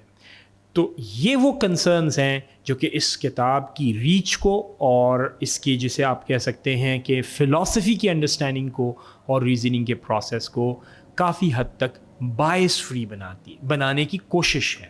صحیح ہے کہ یہ مطلب ایک خاص پرسپیکٹو سے نہیں، لیکن ڈیفینیٹلی لیمٹس تو ہیں، چونکہ یہ کتاب انگریزی میں لکھی گئی ہے، اس کے ایڈریس ہی انگریزی بولنے اور سمجھنے والے ہیں، اور اس کے ساتھ ساتھ ایک اور بات یہ ہے کہ دونوں کا تعلق ویسٹرن ایکیڈیمیا سے ہے. تو ڈیفینیٹلی اگر یہ گفتگو کو ریپرزینٹ کرنے کی کوشش کریں گے تو اس میں ویسٹرن بائسز ڈیفینیٹلی ہوں گے ہی، but both have attempted to overcome on these biases جو کہ ممکن تھے کہ جس کے اوپر یہ اس کی تیسری خاص بات ہے جس کی وجہ سے اس کا انتخاب ہم نے کیا ہے. اور چوتھی بات یہ ہے کہ اس میں اوپینینز نہیں دیے گئے. کافی حد تک کوشش کی ہے آتھر نے کہ اپنے اوپینین کو وہ ریسٹرکٹ کرے. جب بھی اس نے فرض کرے کہ لیٹس سے کہ لاک کی بات کی ہے، یا مل کی بات کی ہے، یا مارکس کی بات کی ہے، یا سیمون د بواغ کی بات کی ہے، تو اپنے اوپینینز کو اس نے ریسٹرکٹ کیا ہے کہ میں اپنی رائے کم دوں. تو یہ ایک اچھا اہتمام ہے. اس کے بالکل برعکس برٹن رسل کی اگر ہسٹری آف ویسٹرن فلاسفی دیکھا جائے، جو کہ اپنے آپ میں ایک بہت ہی کلاسک کہلاتی ہے، اور آپ احباب میں سے اکثر لوگوں نے شاید پڑھی بھی ہو، تو آپ نے ضرور غور کیا ہوگا کہ وہ ہمیشہ اپنی رائے دیتے ہیں اور ایک لمحے کے لیے بھی توقف نہیں کرتے اپنی رائے دیں. تو ان کی کتاب کو پڑھتے ہوئے ہمیشہ یہ احساس ہوتا ہے کہ یہ برٹن رسل کی انڈرسٹینڈنگ ہے مختلف فلاسفرز کے حوالے سے. صحیح ہے. تو ایک لحاظ سے ہمیں نظر آئے گا کہ وہ اوپینینیٹڈ قسم کی ہسٹری آف ویسٹرن فلاسفی ہے. اس میں آتھر نے کوشش کی ہے کہ ہم کم سے کم اس چیز کو شامل کریں. اور ایک اور بڑی انٹرسٹنگ بات اس کتاب کی یہ ہے کہ اگر آپ اس کتاب کے صفحوں کو اگر موڑیں گے تو آپ کو نظر بھی آئے گا کہ مثال کے طور پہ کچھ فٹ نوٹس ہیں. یہ جو فٹ نوٹس ہوں گے، ان فٹ نوٹس کے اندر دیکھیے، اگر آپ یہ دیکھیں گے، یہ دیکھ رہے ہیں، یہ فٹ نوٹ ہے. اسی طرح کے فٹ نوٹس کے اندر جو ریفرنسز دیے گئے ہیں، اس سے وہ کنورسیشن والا پہلو لے کر آتے ہیں کہ فرض کیجئے کہ پارمنائیڈیز کے اوپر وہ گفتگو کر رہے ہیں اور یہ بتانے کی کوشش کر رہے ہیں کہ پرماننس ریالٹی ہے، تو وہ ہیراکلائٹس کی فٹ نوٹس میں بات بتائیں گے کہ اس سے پہلے ہم نے ہیراکلائٹس پڑھا جس کے نزدیک چینج ایک حقیقت ہے. تو آپ کو فوراً سے پتہ چلا کہ پارمنائیڈیز کے خیال میں حقیقت یہ ہے، ہیراکلائٹس کے نزدیک حقیقت یہ ہے، اور پارمنائیڈیز موسٹ پرابیبلی جواب دینے کی کوشش کر رہا ہے ہیراکلائٹس کی. صحیح ہے. تو اس کے جو ریفرنسز ہیں، یعنی کراس ریفرنسنگ ہے، یہ ایسی یعنی انداز ہے اپنے مقدمے کو پیش کرنے کے لیے جو بار بار آپ کو اس موڈ میں انڈرسٹینڈ کرنے کی کوشش لے کر جائے گا جہاں پر فلاسفی کو ہم اس انداز میں سمجھنے کی کوشش کرتے ہیں. اور آخر میں صرف یہ کہوں گا کہ اس کتاب کو پڑھتے ہوئے ہماری یہ کوشش ہوگی، اور ہم کوشش کریں گے جتنا بھی ممکن ہو سکے کہ آپ میں سے اکثر لوگوں کو میں جانتا بھی ہوں کہ کچھ نہ کچھ ہوم ورک گھر سے کریں. صحیح ہے. اگر آپ پیسیولی یہاں پر آتے ہیں تو بہت زیادہ فائدہ نہیں ہوگا, تھوڑا بہت ہوگا لیکن بہت زیادہ آپ فائدہ نہیں اٹھا سکتے. اچھا فائدہ اٹھانے کے لیے ضروری یہ ہے کہ ایکٹیو پارٹیسپیشن آپ نے کرنی ہے, ناٹ پیسو, ایکٹیو. اور ایکٹیو پارٹیسپیشن کا کیا مطلب ہوگا؟ ایکٹیو پارٹیسپیشن کا مطلب یہ ہے کہ بیسٹ آف دا بیسٹ کیا ہوگی ایکٹیو پارٹیسپیشن, کہ آپ پرو ایکٹیولی اس کورس کے اندر اپنے آپ کو شامل رکھیں. اور پرو ایکٹیولی آپ کیسے شامل رکھ سکتے ہیں کہ جو چیز ہم یہاں کلاس میں ڈسکس کریں گے آپ کی نظر سے وہ چیز پہلے سے گزری ہوئی ہو, at least one, at least آپ اس کو اسکم کر کے آئیں کہ اوکے یہ آج ہم گفتگو کریں گے, ٹھیک ہے. واپس جائیں اس چیپٹر کو تھورولی دیکھیں, صحیح ہے. تو بہت لرننگ, چونکہ اس میں آپ سوالات بھی پوچھیں گے اور ان سوالات کے جوابات تلاش کرنے کی بھی کوشش کریں گے, اور آئی ہوپ کہ گروپ میں بھی کچھ سوالات اگر آئیں گے تو ان کے جوابات دینے کی کوشش کی جائے گی. نمبر ایک بات. دوسری ایکٹیو پارٹیسپیشن یہ ہو سکتی ہے کہ جب یہاں گفتگو ہو رہی ہو اس کو آپ بہت ہی سمپیتھیٹیکلی سنیں کہ ہاں مجھے یہ سمجھنا ہے کہ یہ فلسفی یہ سوال کیوں اٹھایا اور اس کا یہ جواب کو کیوں دے رہا ہے. اس کا جواب تو یہ بھی ہو سکتا تھا لیکن یہ کیوں. تو فوکس اس چیز کے اوپر کہ مجھے سمجھنا ہے. اگر میں اس کی جگہ پر ہوتا, اسی ماحول میں ہوتا, اگر فرض کریں کہ میں ایتھنز میں ہوں اور میرے زمانے میں سوفسطائی موجود ہیں, تو آپ کو لگتا ہے کہ جو جواب آج آپ دے رہے ہوں گے سوفسطائیوں کے حوالے سے وہی جواب اس زمانے میں آپ دے رہے ہوتے جو سقراط نے دیا یا کچھ اور؟ کیا آپ اس زمانے میں سوفسطائی بنتے یا سقراط کا راستہ اختیار کرتے؟ صحیح ہے. تو جو پریگمیٹسٹ ہیں, جو زمانہ شناس ہیں, وہ تو شاید سوفسطائیوں کا راستہ اس زمانے میں اختیار کرتے, چونکہ انہی کے ساتھ حکومت ہے, انہی کے ساتھ وہ ہے. اور زہر کا پیالہ کسے پینا پڑا؟ آپ کو میری بات سمجھ میں آ رہی ہے؟ تو سمپیتھیٹیکلی سوچنے کی ضرورت ہے کہ اس فلسفی نے یہ سوال کیوں قائم کیا اور اس کا جواب کیوں. کیا واقعتاً یہی جواب تھا؟ کیا سوشو پولیٹیکل کانٹیکسٹ تھا جس کے اندر اس کا یہ جواب اس نے یہ دیا درست ہے یا درست نہیں ہے؟ پہلا ریئیکشن اس کے آرگیومنٹ کو سمجھنے کے حوالے سے ہونا چاہیے, نہ یہ کہ آپ کی جو تنقیدی, جسے آپ یہ کہہ سکتے ہیں سیلف ہے, یہ جو تنقیدی رجحان ہے وہ آپ کے اوپر ڈومینیٹ کرنا شروع کر دے. اگر تنقیدی رجحان ڈومینیٹ کرتا ہے without assessing the merit of an argument, آپ اس کے آرگیومنٹ کی میرٹ کو اسیس کرنے سے پہلے اگر آپ اپنا فتویٰ, اپنی رائے, اپنا خیال پیش کرتے ہیں اور یہ کہتے ہیں, تو اسے ہم کیا کہیں گے؟ یہ ایک ایسا عمل ہے جو بہت بڑی رکاوٹ بنے گا, یعنی اس ڈیبیٹ کو سمجھنے کے لیے جس کا آغاز ہم نے کیا. تو پہلی چیز ہم یہ سمجھیں گے کہ ایکٹیو پارٹیسپیشن کا فارملی مطلب یہی ہے کہ آپ روزانہ پڑھیں, کویسچنز کو دیکھیں, کی پوائنٹس کو انڈرسٹینڈ کریں. نمبر ایک. سیکنڈ, جب گفتگو ہو سمپیتھیٹیکلی اپنے آپ کو اس پوزیشن میں لے کر جائیں, اس کو سمجھیں. سب سے پہلے اس کے آرگیومنٹ کو فلی گراسپ کریں. Yes, this is what he is talking about. ابھی تنقید نہیں کرنی, کیا یہ ہے وہ کہنا چاہ رہا ہے, کیا یہی کہنا چاہ رہا ہے. اگر آپ کو جواب ہاں آتا ہے, آپ کو یہ آتھر, دیگر آتھرز کہتے ہیں ہاں یہی وہ کہنا چاہ رہا ہے, اب سیکنڈ سٹیپ ہوگا, اور وہ کیا ہوگا؟ تنقید. اب کیا سیکنڈ سٹیپ ہوگا؟ تنقید. اور یہی دنیا میں ایک ڈسپلن ہے جو تنقید کو نہ صرف پسند کرتا ہے بلکہ اس نے اپنا جوہر بنایا ہوا ہے, اپنے علم کا جوہر بنایا ہوا ہے کہ ہمارے ہاں ہے ہی تنقید. تو فلی ایکسیپٹ کرتے ہیں. صحیح ہے. جب میں یونیورسٹی میں پڑھاتا ہوں, کلاس رومز کے اندر میں ایک کیس اسٹڈی ڈسکس کرتا ہوں اور اس کے بعد پھر سوال میں کرتا ہوں, جوابات بچے دے رہے ہوتے ہیں, and this is how they participate in that discussion. اور پھر میں یہ چاہتا ہوں کہ اگر یہ بات درست تھی تو اب آپ کو کیا لگتا ہے کہ یہ بات درست تھی, اب آپ کی کیا رائے ہے؟ تو پھر بچے اپنی رائے دیتے ہیں. Most of the time if they are really good students, تو میں الحمدللہ مجھے پتا ہے کہ میں اچھے بچوں کو پڑھاتا ہوں, تو so most of the time their criticism is really on money. It's really good, it's very strong, many a times it's very very correct. Sometimes छोटी मोटी आपको चेंजेस करके उसको अडेप्ट करना पड़ता है, आपको बताना पड़ता है इसको यूं नहीं यूं भी कहा जा सकता है. Are you getting my point? So this is the right way and this is we expect from our students, from our in fact not students, आप तो हमारे दोस्त भी हैं और कोलीग्स भी हैं, तो हम ये चाहेंगे कि इस क्लास को हम ऐसे लेके चलें. नेक्स्ट हिस्से में नमाज के बाद जब हम आएंगे, हमें 2 से 3 चीज़ें मज़ीद डिस्कस करनी है. उसमें से एक आर्ग्यूमेंट क्या है जो कि फ़लसफ़ी इस फ़लसफ़े को पेश करते हुए दलील देता है. वो दलील क्या है, सही है, उसका स्ट्रक्चर क्या है, सही है, उसको हम समझेंगे. और फिर सेकंड बात के ऊपर हम ये देखेंगे कि कैसे हमें कौन से इश्यूज़ जो 2 होंगे वो इस किताब के अंदर आएंगे जिनके ऊपर हमें गौर करने की ज़रूरत है. और अगर चंद सवालात होंगे तो शायद वो भी ले, लेकिन कोशिश ये होगी कि आज तो चलो गुफ्तगू नहीं हुई, तो सवालात अगर ना भी लिए जाएं तो आई डोंट माइंड कि वही होगा. अच्छा, सबसे पहली बात तो मैं आपको ये दिखाना चाहूँगा कि आप ये नहीं समझिएगा कि आज की जो गुफ्तगू है वो किताब से हट के कोई गुफ्तगू हुई है, सिवाय एक चीज़ के, और वो एक चीज़ थी डेफिनेशन. डेफिनेशन इस किताब से मैंने नहीं ली, क्योंकि इस किताब में इस हिस्से में फ़िलासफ़ी की कोई एज सच डेफिनेशन इस तरह नहीं है.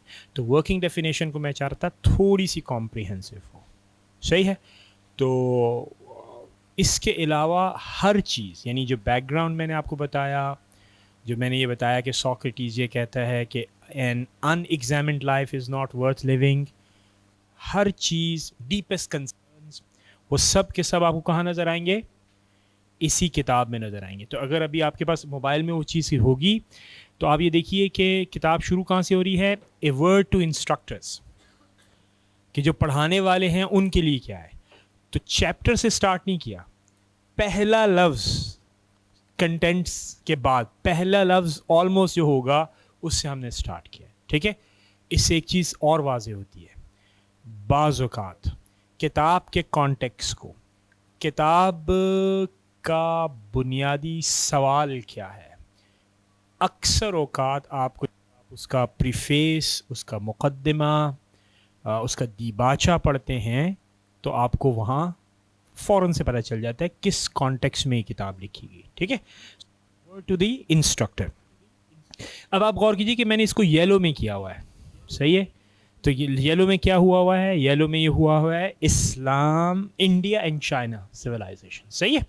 तो जो चीज़ इसमें ऐड हुई है वो क्या है, 3 चैप्टर्स हैं, इंडियन फ़िलासफ़ी, चाइनीज़ फ़िलासफ़ी और इस्लामिक वर्ल्ड की फ़िलासफ़ी. और इंटरेस्टिंग बात, वेस्ट का मतलब क्या होता है कि यूरोप और नॉर्थ अमेरिका वगैरह के रीजन्स को नॉर्मली हम कहते हैं, और यूके के रीजन को कहते हैं. जब हम इसको मिलाते हैं तो ये ऐसी फ़िलोसॉफ़िकल एक्टिविटी है जो ईस्ट और वेस्ट के साथ इंटरेक्ट करने की पहली कोशिश हो सकती. पहली कोशिश मैं जानबूझ के कह रहा हूँ. वजह यह है कि अभी तक हमारे पास कोई ऐसी आसान चीज़ें नहीं आई हैं जिसमें इंटरेक्टिवली चीज़ें डिस्कस हो रही हों, सही है. लेकिन ये एक चंद बुनियादी कोशिशों में से एक है कि इस वेस्टर्न ऑथर्स ने इन 2 चीज़ों को या 3 चीज़ों को की कोशिश की है. ये भी जहन में रहे कि फ़िलासफ़र्स आम तौर से ईस्टर्न कल्चर से बहुत ज़्यादा मुतासिर होते रहे हैं, और कई बड़े वेस्टर्न फ़िलासफ़र्स हैं जो कि ईस्टर्न कल्चर्स में, ईस्टर्न सोसाइटीज़ में आए और उन्होंने अपने फ़लसफ़े में कुछ बुनियादी तब्दीलियाँ भी की हैं, सही है. तो एक तो ये चीज़ होगी. दूसरी चीज़ ये है कि आप ये देखिए, ये जो बुक है जिसको हम पढ़ रहे हैं, it's a whole year course. अच्छा जी, तो ये होल ईयर कोर्स है. इसको करवाने के 2 तरीके, या तो इसको आप 6 महीने के एक सेमेस्टर के ऊपर कर सकते हैं या 2 कोर्सेज. तो मेरा ये ख्याल है it's a very very big book, 800 से ज़ायद पेजेस हैं इस किताब के अंदर, और ये अगर हम 3 घंटे पर वीक करें तो ऑलमोस्ट 1 साल में ये मुकम्मल हो सकती है. लेकिन किताब को लिखा ही इसलिए गया है और इस अंदाज़ में गया है कि ये 1 साल के अंदर इसको मुकम्मल हो चाहिए. अब आप अगर गौर करें तो इसमें हमें जो चीज़ नज़र आएगी, सही है, वो है, अगर आप देखें तो यह हमें पता चल रहा है कि फ़िलासफ़ी क्या है, और इसमें बताया जा रहा है कि मिसाल के तौर पर फ़िलासफ़ी गुड रीज़न्स को देने का नाम है, थिंकिंग गुड रीज़न्स को प्रोड्यूस करने का नाम है, और کنورسیشن کی ہم نے کی تھی, دیکھیں, engage in a conversation with the best minds our history has produce. اس کا مطلب کیا ہوا؟ اس کتاب کو لکھنے کا ایک ہی مقصد ہے, اور وہ کیا ہے؟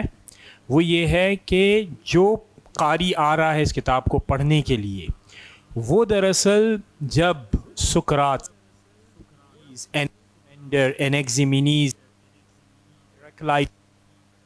ایمپیڈوکلیز, لوگوں, پلیٹو, ایرسٹوٹل, اور اس کے بعد پھر سینٹ اگسٹین اور سینٹ تھامس ایکوائنس, ان لوگوں سے انٹریکٹ کرے گا, ان کی دلیلوں کو مطالعہ کرے گا, تو کیا نتیجہ نکلے گا کہ وہ اس کنورسیشن خود بھی انگیج ہو رہے ہیں. اسی وجہ سے اس کتاب کا نام دا گریٹ کنورسیشن, یعنی گریٹ کنورسیشن کا مطلب کیا ہے کہ ایک کیا ہو رہا ہے, ایک مکالمہ ہو رہا ہے, اور اس وسیع مکالمے میں آپ بھی حصے دار کیسے بن رہے ہیں؟ جب آپ پڑھتے ہیں, ان دلائل کو غور سے دیکھتے ہیں. اچھا جی, اب اس کے اوپر جو اہم بات تھی وہ کیا تھی, دیکھیے گا, فلاسفی کا اصل میں مقصد کیا ہوتا ہے جس میں ٹریننگ دی جاتی ہے؟ Thinking rationally. فلاسفرز عام طور سے یہ سوچتے ہیں کہ صرف ریشنلی نہیں سوچنا, بلکہ کیسے سوچنا ہے ہمیں. تو ریشنلی جب ہم سوچتے ہیں تو بنیادی طور پہ ہم نیٹ اینڈ کلین وے میں ان کیٹیگریز میں سوچ رہے ہوتے. اچھا جی, اب اس کے بعد جو سب سے بنیادی بات ہے وہ کیا ہے؟ وہ کیا کہہ رہا ہے؟ Thinking is a kind of craft. Craft کسے کہتے ہیں جی؟ ہنر. چلو, اور کیا ہوتا ہے ایک سائنسدان یا ایک ہنرمند؟ اس میں کیا فرق ہے؟ اور جو کرافٹ ہے نا, یہ بنیادی طور پر اس سے ملتے جلتے الفاظ استعمال کرتا ہے ارسطو بھی, اور رات کے اندر بھی وہ الفاظ نظر آئیں گے. ٹھیک ہے, کیا ہے مقصد؟ What is philosophy? تو وہ یہ بتانے کی کوشش کر رہا ہے آتھر کہ تھنکنگ اور فلاسفیکل تھنکنگ یہ محض کوئی ٹریک پریکٹس نہیں ہے, بلکہ کیا ہے؟ It is an art of living. یعنی تھنکنگ, ریشنل تھنکنگ, کرافٹ کا مطلب کیا ہوتا ہے کہ اس کو آپ اپنے ماسٹر کے زیر تربیت سیکھتے ہیں. تو فلاسفی کوئی ایسی چیز نہیں ہے, بلکہ ایک ایسی چیز ہے جو آپ فلسفیوں کے ساتھ رہ کر, ان کی کتابیں اور تحریریں پڑھ کر, ان کے دیے گئے دلائل سمجھ کر آپ وہ کرافٹ کرتے ہیں. اس وجہ سے اس کتاب جب ہم چیزوں کو دیکھیں گے, اس کا فائدہ یہ ہوگا کہ محض آپ کو یہ پتہ نہیں چلے گا کہ پلیٹو کے نزدیک ریالٹی کیا نام ہے؟ مثال, یعنی آئیڈیاز کا نام ہے. صحیح ہے.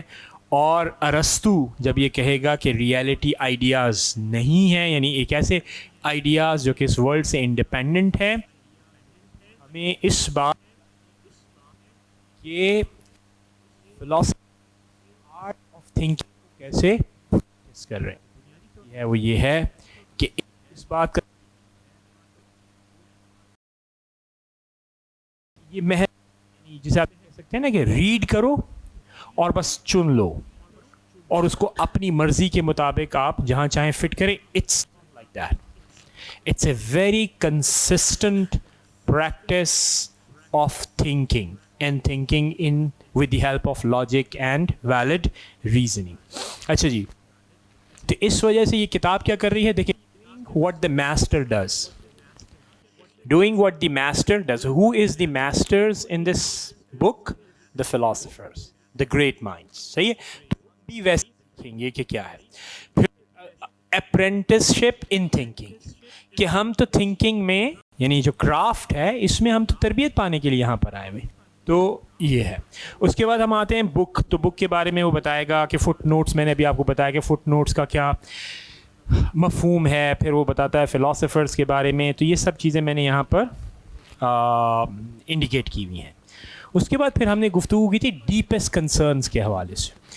تو جب یہ کتاب کو میں دیکھ رہا تھا تو یہ 8th اور 9th ایڈیشن ہے، تو لیکن اس کا 5th ایڈیشن بھی میں نے دیکھا جو میرے پاس جب میں پڑھ رہا تھا تو اس وقت آیا تھا، تو وہ میرے پاس ہارڈ فارم میں ہے، تو اس کو میں دیکھ رہا تھا، تو اس کی چیزوں کو بھی جب دیکھیں تو وہاں پر اس نے لفظ استعمال کیا ڈیپسٹ کنسرن. تو فلاسفی بیسیکلی ڈیپسٹ کنسرن ہے جو کہ انسان کے اندر کی چیزیں ہوتی ہیں، تو انہی چیزوں کو کہہ سکتے ہیں ایشوز یا برانچز آف فلاسفی. تو اب آپ غور کیجیے، دیکھو کیا لکھا ہوا ہے یہ. تو ایک برانچ فلاسفی کی کیا ہے؟ میٹا فزکس ہے. میٹا فزکس کس سے ڈیل کرتی ہے؟ It's a reality principle. حقیقت کیا ہے؟ مادی ہے، روحانی ہے، تو میٹا فزکس ہے. صحیح ہے.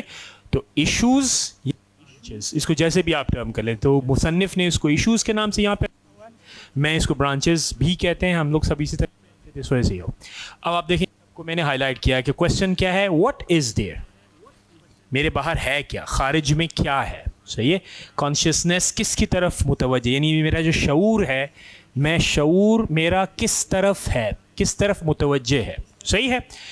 تو یعنی کس چیز سے وہ بنا ہوا ہے، کہ اس کی مٹیریل کیا ہے، فیچرز کیا ہیں. صحیح ہے. پھر دوسرا کوشچن کیا آ گیا، ایپسٹیمولوجی. دیکھیے گا یہ ایپسٹیمولوجی اوپر ٹاپ پہ تھے، تھیوری آف نالج. تو ہم ایک فرق کرتے ہیں رائے میں اور نالج میں. صحیح ہے. تو رائے کیسی ہوتی ہے؟ رائے اس چیز کا نام ہے جس کی جس کو کوئی ریزن ایویڈنس نہیں ہوتا ہے. It is a principle. صحیح ہے. لیکن جب آپ اپنی رائے کو بیک اپ کرتے ہیں کسی شہادت کے ساتھ، کسی ایویڈنس کے ساتھ، تو وہ نالج بننے کی صلاحیت رکھتی ہے. صحیح ہے. تو یہ فرق ہم ایپسٹیمولوجی میں کریں گے. تو یہ بھی ایک ایشو ہے جس کو ہم یہاں پر ادھر ڈسکس کریں گے. اور ٹروتھ کیا ہے؟ What is truth?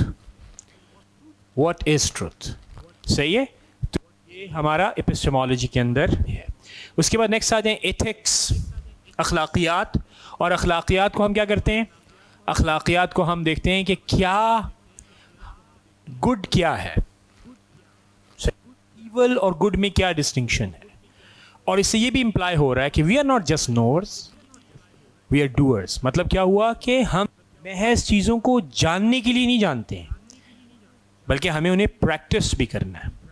اور ہم ایکسپیکٹ کرتے ہیں کہ اگر ہم کسی کے ساتھ کوئی چیز شیئر کرتے ہیں تو کیا ہے کہ ہم بھی کانشیس بینگز ہیں اور دوسرے بھی کانشیس بینگ ہیں. تو چونکہ میں کانشیس بینگ ہوں تو مجھے کرنا ہے. صحیح ہے. جان لوں گا کہ سچ یہ ہے، خیر یہ ہے، تو مجھے وہ کرنا ہے. تو لہٰذا میں ایکسپیکٹ کروں گا دوسروں کو بھی کہ ویسے ہی کریں گے. اور اس کے بعد کیا ہے، how best to live our lives, کیسے ہم ایک اچھی زندگی گزار سکتے ہیں، جس کے بارے میں ہم کہہ رہے تھے کہ ورتھ وائل زندگی ہمیں گزارنے کی ضرورت. اور ایک اور کنسرن تھا کہ انسان کی فطرت کیا ہے. صحیح ہے. اور دیکھیں یہ کافی جگہ ہم دیکھیں گے ٹیمپل آف اپولو کے اوپر کیا لکھا ہوا تھا. لوگ یعنی جو لوگ تھے جب جاتے تھے ٹیمپل آف اپولو کے اوپر، نو ڈائی سیلف، اپنے آپ کو پہچانو، جانو کیا ہے. صحیح ہے. تو ہیومن نیچر ایک جسے آپ کہہ سکتے ہیں، جس کو یہ آتھر جسے آپ یہ کہہ سکتے ہیں کہ سب سے زیادہ فوکس میں لایا ہوا ہے، اور وہ یہ چاہتا ہے کہ انہی چیزوں کے بارے میں ہم گفتگو کریں. اچھا جی، اب آپ یہ دیکھیے ریڈنگ فلاسفی کہ فلاسفی کیا ہے. So philosophy aim or philosophers aim at the truth about fundamental matters, and in doing so they offer arguments. صحیح ہے. پہلی بات کیا، جو ڈیپسٹ کنسرنز میں نے بتائے تھے. صحیح ہے. تو یہ بتا فلاسفی کا ایریا آف انویسٹیگیشن تو وہ ڈیپسٹ کنسرن ہے کہ what is reality, what is knowledge, human nature. لیکن کیسے؟ آرگیومنٹس کی بنیاد کے اوپر، دلیل کی بنیاد، اسی کو کہتے ہیں ریزننگ. صحیح ہے. تو ابھی ہم نے دیکھنا ہے کہ ریزننگ یا آرگیومنٹ کیا ہے. تو اب اس کی یہ تفصیلات بتائیں گے. آرگیومنٹس کیا ہوتے ہیں؟ Offering reasons to believe. Arguments میں آپ کیا کرتے ہیں؟ ریزنس بتاتے ہیں کہ میں یہ کیوں کہتا ہوں, میرا یہ کیوں ماننا ہے, کیوں انسان کو یہ ماننا چاہیے. تو جب آپ ریزنز اپنی گفتگو میں اپنے کلیم میں لے کر آتے ہیں تو آپ ایک لحاظ سے آرگیومنٹ دے رہے ہوتے ہیں, ایک دلیل پیش کر, جسے فلسفے کی زبان میں ہم آرگیومنٹ کہتے ہیں. آرگیومنٹ وہ چیز نہیں ہوتی جو آپ کہیں گے تو آرگیومنٹ بن جائے گا. آرگیومنٹ ایک آبجیکٹیو چیز ہے, اس کا ایک آبجیکٹیو اسٹرکچر ہے, اس کا ایک اسٹرکچر ہے جس کو ہم کہتے ہیں, جیسے دیکھیں گے تو ہمیں اندازہ ہو جاتا ہے کہ یہ ہے وہ آرگیومنٹ. صحیح ہے. تو وہ آرگیومنٹ کے حوالے سے کیا بتایا جا رہا ہے, تو اگر آپ دیکھیں تو یہ کنکلوژن ہے, دا ریزنز ہیں, اور نیچے کیا لکھا ہوا ہے, پریمیسز. نظر آ رہا ہے یا نہیں آ رہا؟ اب آپ دیکھیے غور, اب کچھ نظر آنے کی کوئی, ہاں ریڈ میں ہے شاید, اس طرح وہ واضح نہیں ہے, لیکن کنکلوژن ہے, اس کے بعد دا ریزنز ہیں اور پریمیسز, یہ میں نے ہائی لائٹ کیا ہوا ہے. اب جس چیز کو ہمیں دیکھنا ہے وہ کیا ہے کہ آرگیومنٹ کسے کہتے ہیں, اور فلاسفرز کیا کرتے ہیں, اور فلاسفرز آرگیومنٹس ہی پیش کرتے ہیں. تو آرگیومنٹ کو میں بھی یہاں پہ بیان کرتا ہوں کہ یہ میں نے لکھا آرگیومنٹ. تو آرگیومنٹ کا مطلب کیا ہوا کہ میں چند ریزنز کی بنیاد کے اوپر کچھ کلیم کروں گا, میں کسی ریزن کی بنیاد کے اوپر کچھ کلیم کروں گا, یا دوسرے الفاظ میں یہ کہوں, دیکھو میں ایک کلیم کرتا ہوں, صحیح ہے, یہ کلیم ایسا کلیم ہوگا جو جس کی سپورٹ میں کچھ ریزنز دوں گا. تو اگر میرا کلیم بیک اپ ہے کہ ریزن سے, تو کیا کہیں گے ہم اس کو, اٹ از این آرگیومنٹ. اب یہ تو میں نے سادہ الفاظ میں کہا, تو آرگیومنٹ کا جو اسٹرکچر ہے اس میں دو چیزیں بہت زیادہ اہم ہوتی ہیں. اس کو ہم, ایک کو ہم کیا کہتے ہیں, یس, پریمس, اور دوسرا کیا کہلاتا ہے, کنکلوژن. صحیح ہے.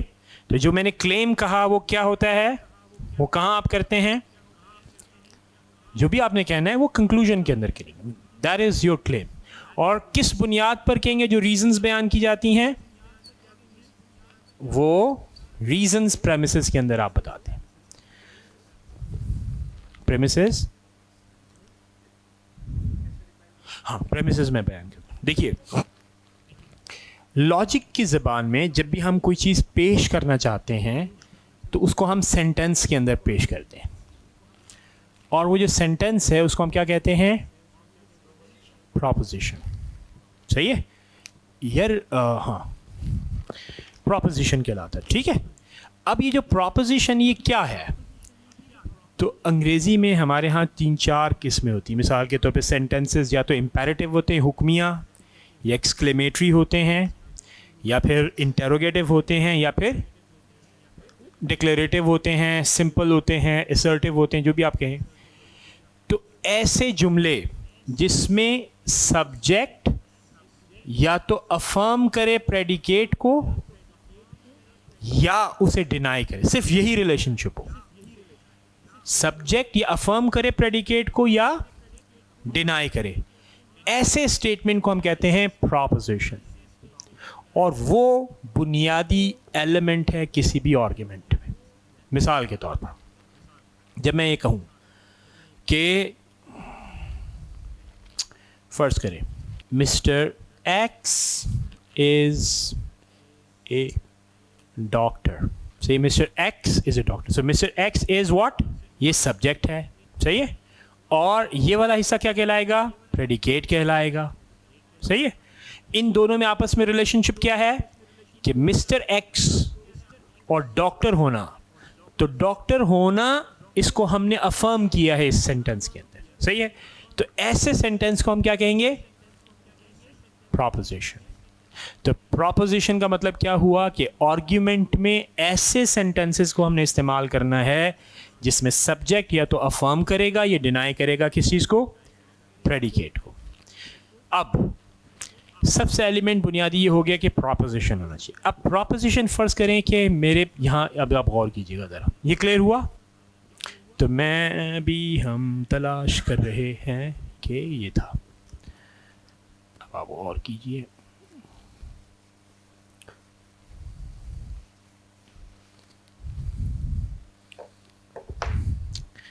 اب اگر میں یہ کہوں, فیمس سینٹینس ہے لاجک کے اندر, آل مین آر مارٹل. دوسرا ہے Socrates is man, therefore Socrates is mortal.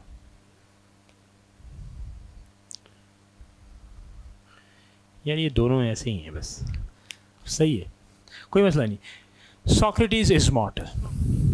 اب آپ تینوں سینٹینسز کو دیکھیے, تینوں کے تینوں سینٹینسز اسینشلی کیا ہیں؟ پراپوزیشنز ہیں. اگر آپ غور کریں, جو کہ یہاں پہ سبجیکٹ ہے, اس کا ریلیشن شپ مورٹیلٹی افرم کیا ہے. دوسرا دیکھیں, ساکریٹیز ایک اے مین ہے اور اس کا ریلیشن شپ مین کے ساتھ, یعنی ہیومن بینگ کو آپ نے کہا کہ ہی از اے مین مینز اے ہیومن بینگ, ٹھیک ہے, اس کے ساتھ افرم کیا ہے. اور نیچے والے کو بھی اگر آپ دیکھیں تو نیچے والے کو بھی آپ نے افرم کر دیا. تو یہ تینوں کے تینوں کیا بن گئے؟ صحیح ہے. اب صرف پراپوزیشن ہونا تو آرگیومنٹ نہیں بنائے گا نا, جملے ہو گئے. ان جملوں کا آپس میں ربط ہوتا ہے, اور وہ ربط کیا ہوگا کہ ہم ان تینوں سینٹینسز کو جب دیکھتے ہیں تو ابھی تو آپ کو لگ رہا ہے کہ آخر, لیکن جب ہم لاجک کی ایکسرسائز کرتے ہیں تو ہمیں پتہ چلتا ہے کہ اس کو رینڈملی دے دیا جاتا ہے ایک جملے کے اندر, اور آپ نے پک کرنا ہے کہ اس میں پریمیسز کون ہیں اور کنکلوژن کون ہے. صحیح ہے. تو جب موقع ملے گا تو وہ میں پریکٹس کروائیں گے ہم, تو پھر آپ دیکھیے. لیکن ابھی جو آپ کو پتہ چل رہا ہو کیا ہے کہ تینوں پراپوزیشنز ہیں. اب اس میں سے پریمیسز اور کنکلوژن کو ہم نے واضح کر, تو ہم یہ کہتے ہیں کہ کنکلوژن ساکریٹیز از مارٹل. صحیح ہے. لیکن یہ کلیم ساکریٹیز از مارٹل مجھے کیسے پتہ چلا, میں کس بنیاد پہ اتنا بڑا دعویٰ کر رہا ہوں؟ تو میں یہ کہتا ہوں کہ since I know and everybody knows that all men are mortal, تمام انسان فانی ہیں. اور دوسرا, سقراط ایک انسان ہے.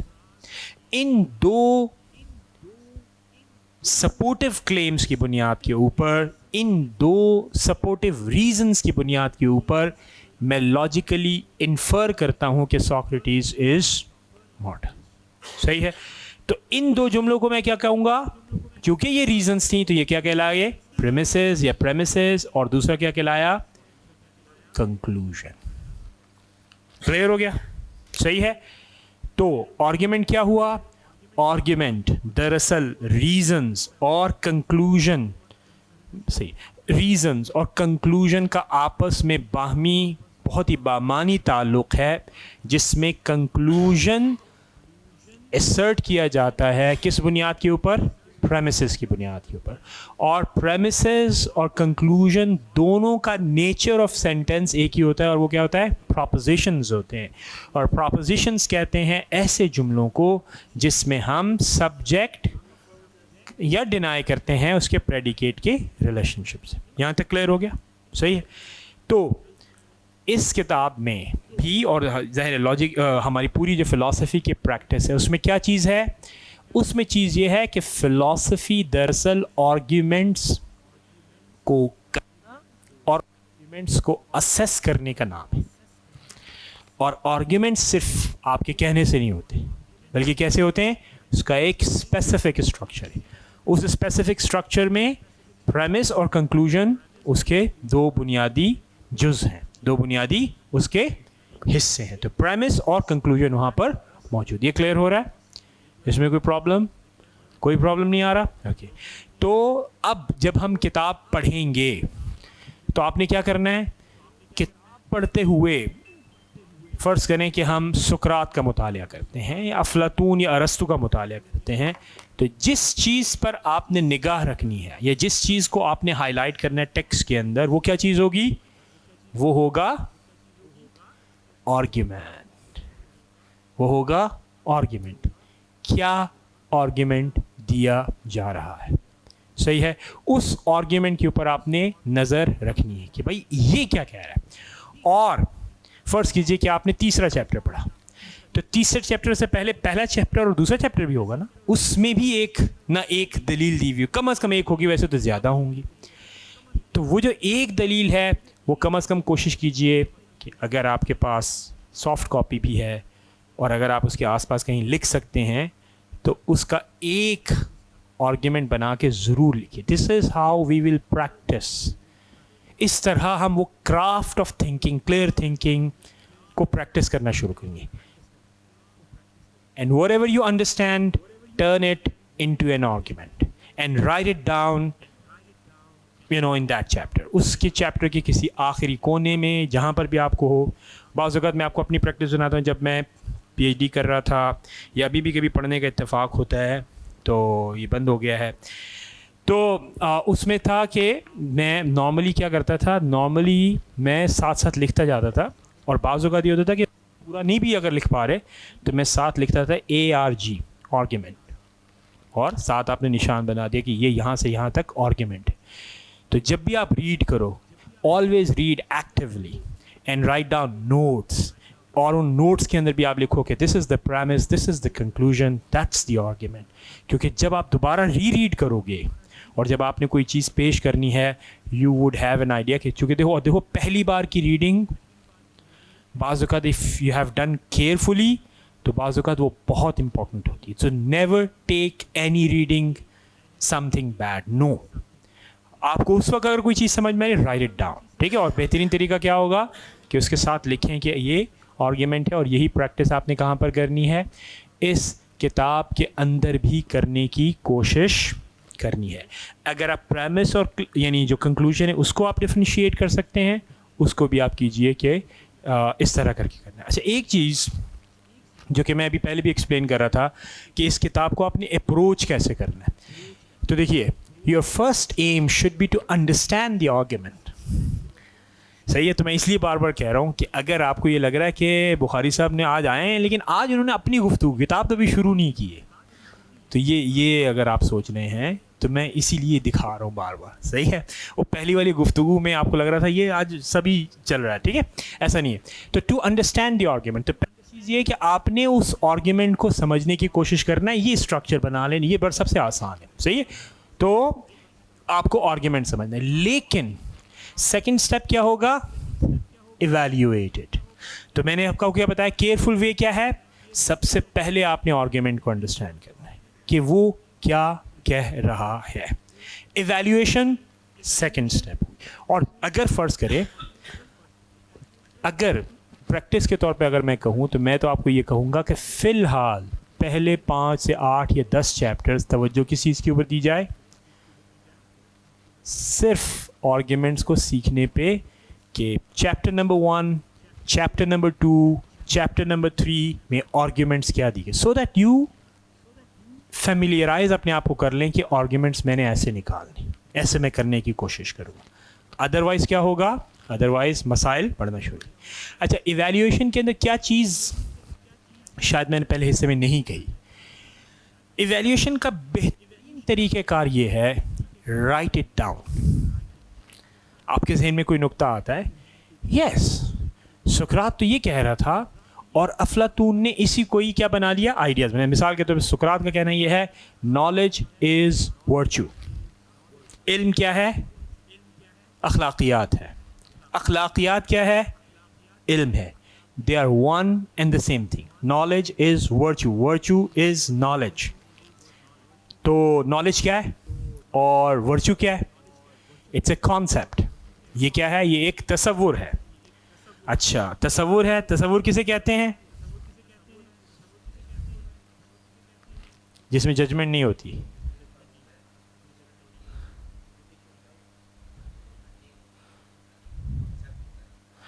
ہاں, سقراط کے ہاں ایک اسپیسیفک سینس میں استعمال ہو, اور وہ کیا ہے, وہ یہ ہے کہ مثال کے طور پہ واٹ از جسٹس. جسٹس کیا ہے, واٹ از کریج, بہادری کیا ہے. صحیح ہے. تو سقراط کا کہنا یہ ہے کہ مثال کے طور پر یہ آپ نے ایک ایگزامپل دی مجھے کس چیز کی, عادل فعل کی. ایسا فعل جس میں عدل ہوا تھا, ایسا فعل جس میں بہادری ہوئی تھی. تو آپ نے کہا بہادری کا مطلب فلاں شخص کا یہ ایکٹ, صحیح ہے. تو آپ نے یہ کہا بات, جیسے فرض کریں کہ مجھے ایک چیز یاد ہے, اس کو غیر سیاسی انداز میں سمجھیے گا, کہ بے نظیر بھٹو تشریف لائیں تھیں 2007 میں, صحیح ہے. تو جب وہ تشریف لائیں تو ایئرپورٹ پہ آپ باہر آئیں, اور باہر آنے کے بعد اور اس وقت کا جو ماحول ہے, آپ سب پتہ نہیں پیدا ہوئے تھے, یعنی آئی ہوپ کہ پیدا ہوئے ہی ہوں گے, اور سیاسی شعور بھی تھوڑا بہت ہوگا.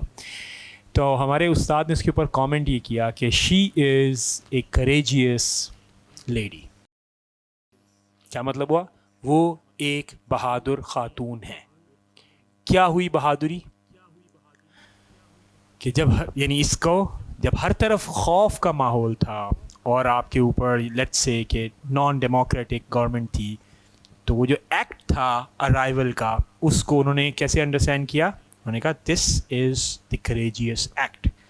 سقراط یہ کہتے ہیں no I am not interested in courageous act. میں اس بات میں دلچسپی نہیں رکھتا کہ ایکٹ کون سا ہے, کیونکہ ایکٹ کیا ہوگا, وہ تو زمانے کے اندر اور مکان کے اندر محدود ہوگا. ایک خاتون نے کیا. مجھے یہ جاننا ہے کہ جب آپ نے یہ کہا کہ یہ کریجیس ایکٹ ہے, تو آپ کے ذہن میں کوئی تعریف ہے, کریج کیا ہے, مجھے وہ جاننا ہے. So I am interested in courage as such, not a courageous act.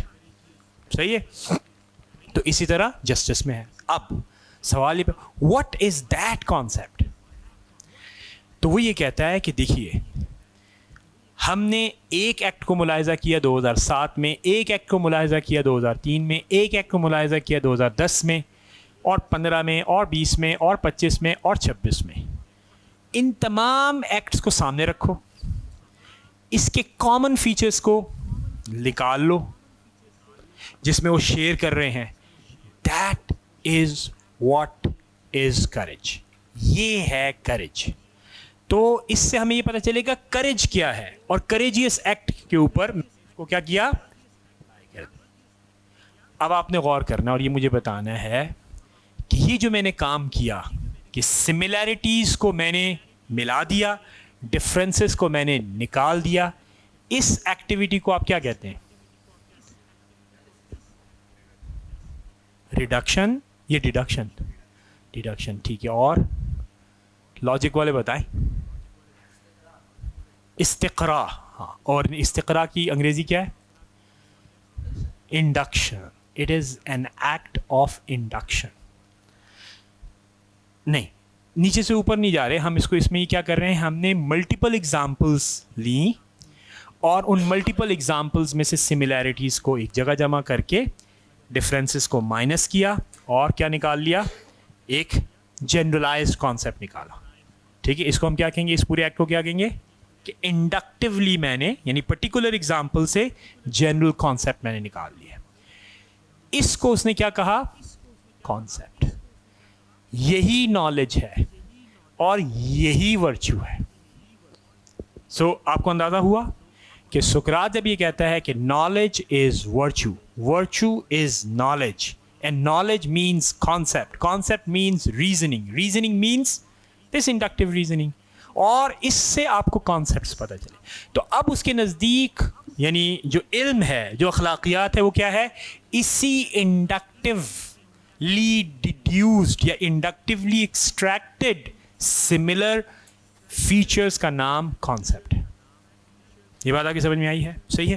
Us argument کو پہچاننا, یہ ایک جو طالب علم ہوگا یہ اس کے لیے بنیادی وظیفہ ہوگا, اس کو یہ چیز سیکھنی ہے کہ دس از دی آرگیومنٹ. اب اگر آپ نے اس کے اوپر تنقید کرنی ہے تو اس کا بیسٹ میتھڈ آتھر جو ہیں, جن کا نام میلشرٹ ہے پرائمریلی, اور سیکنڈ تو ان کے جو انہوں نے بعد میں فرض کر لیٹسٹ ایڈیشنز انہوں نے کی ہیں, لیکن یہ کتاب کن کی تھی, نارمن میلشرٹ کی. تو انہوں نے یہ کہا کہ بیسٹ وے یہ ہوتا ہے تنقید کرنے کا ایٹ دی اسٹوڈنٹ لیول کہ آپ اس کو ضابطۂ تحریر میں لیا, اس کو لکھ لو.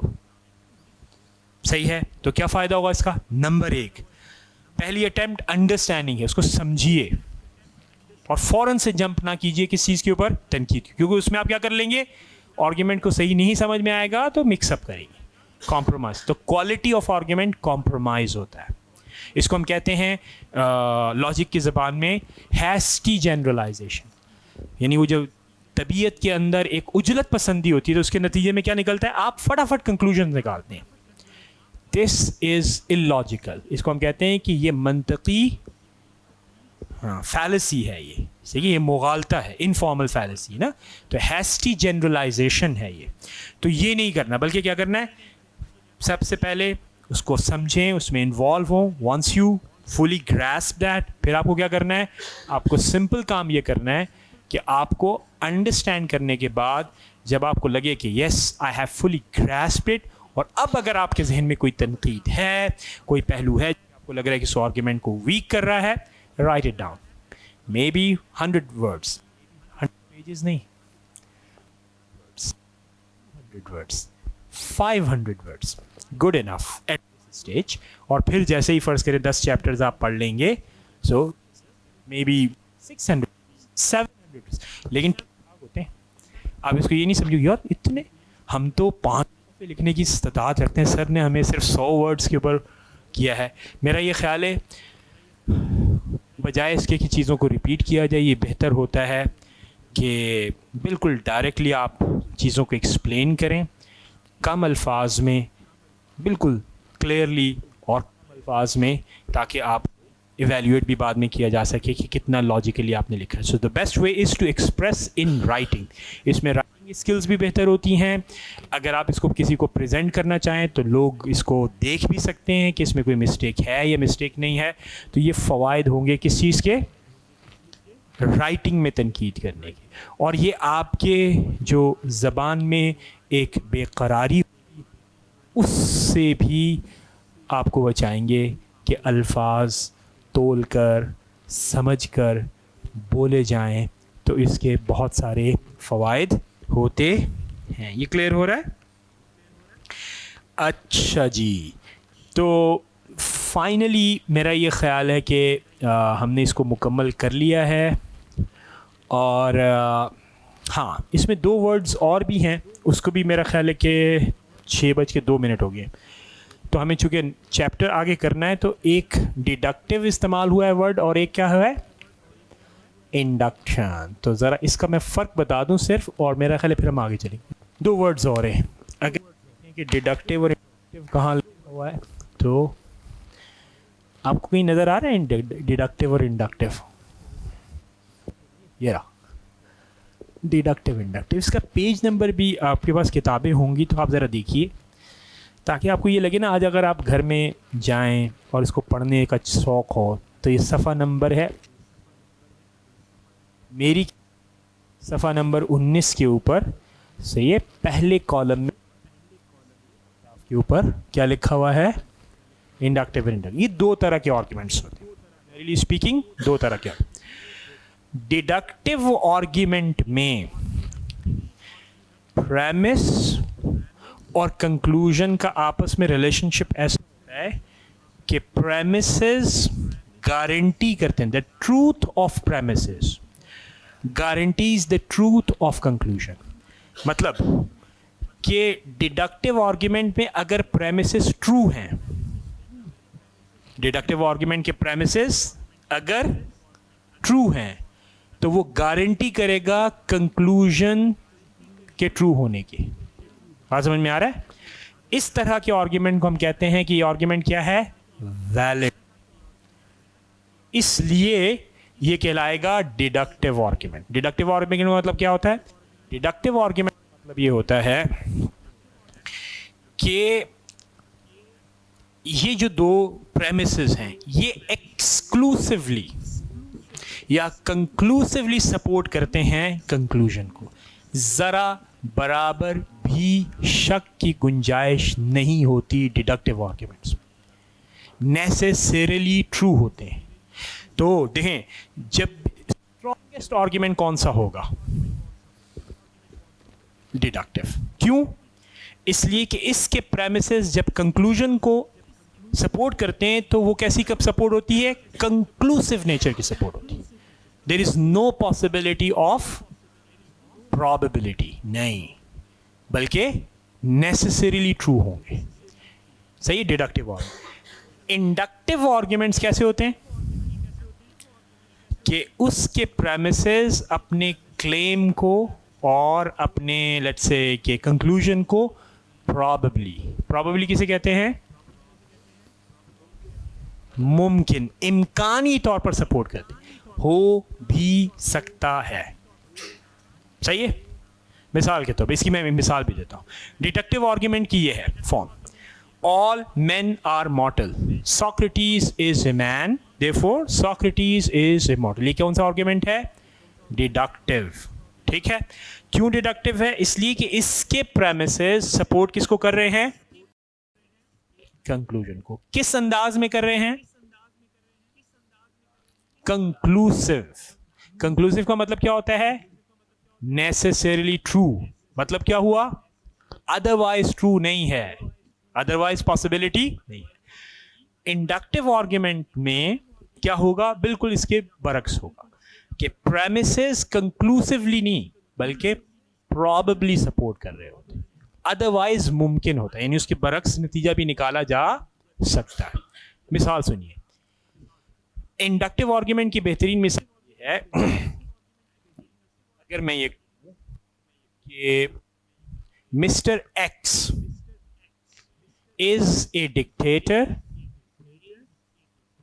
And ruthless, mister x is a dictator and ruthless, फुला बंदा डिक्टेटर है और वो रुथलेस है, मतलब सख्त है। Mister Y is a dictator and ruthless, no, not kind, ruthless. Mr. Z is a dictator and ruthless. Therefore, almost all dictators are ruthless. Almost मैंने जानबूझ के लफ्ज़, नॉर्मली इस पे क्या लिखा जाएगा, all dictators are ruthless. तो नतीजा क्या निकालेंगे आप, तमाम डिक्टेटर्स, क्या नतीजा यही निकलता है लॉजिकली, नहीं। इस बात का बिल्कुल इम्कान मौजूद है कि कोई डिक्टेटर हो और वो क्या हो, वो काइंड हो, वो बेनेवलेंट हो, वो जेनरस हो, सही है।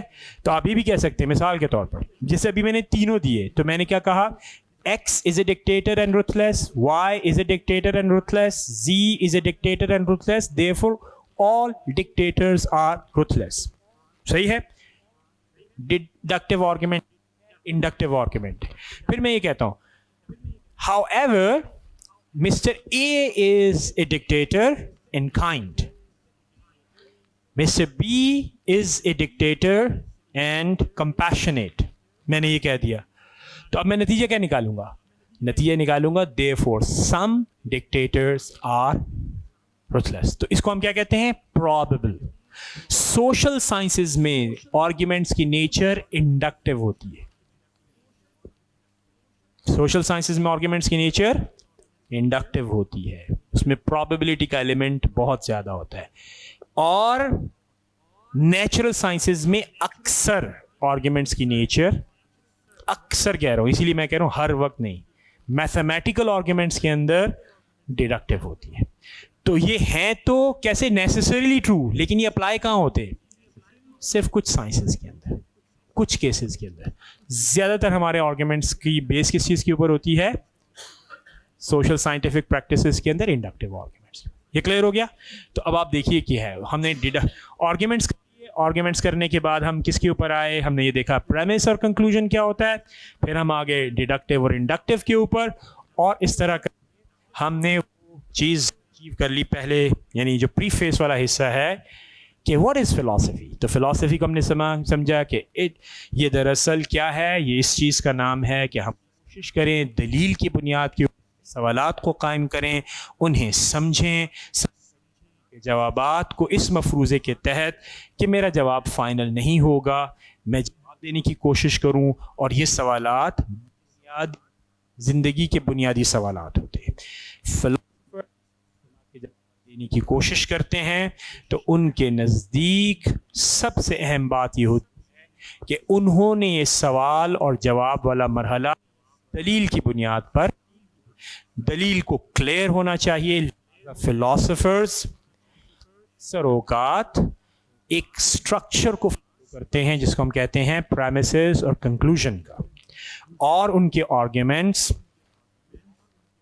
कम औकात ऐसा डिडक्टिव होंगे, ज़्यादातर इंडक्टिव होंगे, लेकिन जब भी वो बात करेंगे आर्ग्यूमेंट्स ही को पेश करते हुए करेंगे। लेकिन जो सबसे इंटरेस्टिंग बात है और जिसके अंदर इंसान की कोशिश छुपी हुई है, जिसके अंदर जो इस बात के तकाजा करती है कि कितनी गहराई और जस्तजू और बड़ी मोहब्बत और लगन से आपको मुताला करना पड़ता है, वो ये है कि ये ऐसे सादा नहीं होते जैसे मैंने यहाँ पर लिख दिए हैं कि ये अफलातून का आर्ग्यूमेंट है और इसने इस तरह कर दिया। रिपब्लिक कम अज़ कम 400 सफ़े की किताब है। रिपब्लिक उसकी क्लासिक्स में से कहलाती है प्लेटो के अंदर। It is both a very good work of philosophy as well as an art. सही है। तो अब उन 400 सफ़ों में क्या लिखा हुआ है, इसको आपको कशीद करना है। एक आर्ग्यूमेंट, दो आर्ग्यूमेंट, तीन आर्ग्यूमेंट्स और फिर उसके मेजर आर्ग्यूमेंट तरफ जाना है। अच्छा, होमवर्क क्या है? होमवर्क ये है, आई होप के रिवायत तो खैर बहुत अच्छी नहीं है, वो ये है कि आपने देखना ये है कि चैप्टर 1 आप देख कर आएंगे, और चैप्टर 1 में कोई बहुत ज़्यादा मुश्किल चीज़ नहीं है, शायद फ़िलॉसफी भी नहीं है। ठीक है, तो इसमें क्या है, हिज़ोइड और होमर की कुछ पोइट्री है, और उसके बारे में है कि what is myth that philosophy overcome. कहते हैं पहला फिलोसोफर कौन है? तो एलिस से पहले जितने भी लोग थे उन्होंने क्या किया, वो एक खास अंदाज में इन सवालात के जवाब देते थे। उसको हम कहते हैं माइथोलॉजीज, मिथ्स का कल्चर। सही है। तो आपने इसको पूरे चैप्टर को एक दफ़ा या दो दफ़ा स्किम करें, स्कैनिंग करें, फिर थोड़ी सी इसको डीप मौका मिले इसको देखिए। और मैंने यही कहा कि it's not philosophy, it's a simple reading book. आप खुद इंशाल्लाह अगर आपने पढ़ा, अगर शर्त क्या है, अगर आपने पढ़ा तो आप खुद आके कहेंगे नहीं सर आप सही कह रहे थे, वाक़तन एक आसान, निस्बतन एक आसान किताब है। तो आपने आके मुझे ये बताना है कि दिस इज़ मिन। तो आप कोशिश कीजिएगा कि 300 अल्फाज, नहीं हम भी मिन मिन की चलेंगे, 300 अल्फाज में कोशिश करें कि आप अपना क्या लिखें, इसका खुलासा चैप्टर का लिखें, और जितने अच्छे तरीके से लिखेंगे उतना अच्छा है। कंपलसरी नहीं है, बट मेक इट ट्राई। आज कोशिश करें कि लिखने की आदत डालें, और मैं ये चाहूँगा इसी तरह ग्रेजुअली इम्प्रूव होंगे। कभी किसी की परवाह नहीं करनी चाहिए, ना किसी के तबसरे की परवाह करनी चाहिए। आई वुड अप्रिशिएट कि ये अगर आप करें तो ये बहुत अच्छा है। ग्रुप में डालें, हमारा ग्रुप है ना, ग्रुप में हम डालें, आप ग्रुप में डालें बेखतर। हम नहीं चाहेंगे कि कोई भी दोस्त किसी भी इसके ऊपर तबसरा करे। मैं उसको पढ़ूंगा, और जब मुझे लगेगा कि इसके ऊपर कोई गुफ्तगू करने की ज़रूरत है तो की जाएगी। अगर आप पर्सनली चाहेंगे कि नहीं इसके ऊपर तबसरा किया जाए तो मैं पर्सनली आपके साथ करूँगा। But you should dare to share your understanding कि मैं इस चैप्टर से ये समझाऊँ। देखिए, बाज़ लोगों के लिए पहला वक्त होगा, बाज़ लोगों के लिए इससे अच्छा और हसीन मौका नहीं आएगा। और मौके से ज़्यादा बताऊँ, इतना अच्छे टीचर भी दस्तयाब नहीं होंगे, ये भी मेरा दावा। सही है। तो इतने मुशफ़िक टीचर भी आपको दस्तयाब नहीं होंगे, ये हमारा दावा है, और इस दावे को मनी बैक गारंटी के साथ कबूल फरमाइए। ये आर्ग्यूमेंट नहीं, ये क्लेम है, और इसके पीछे एक हिस्ट्री है।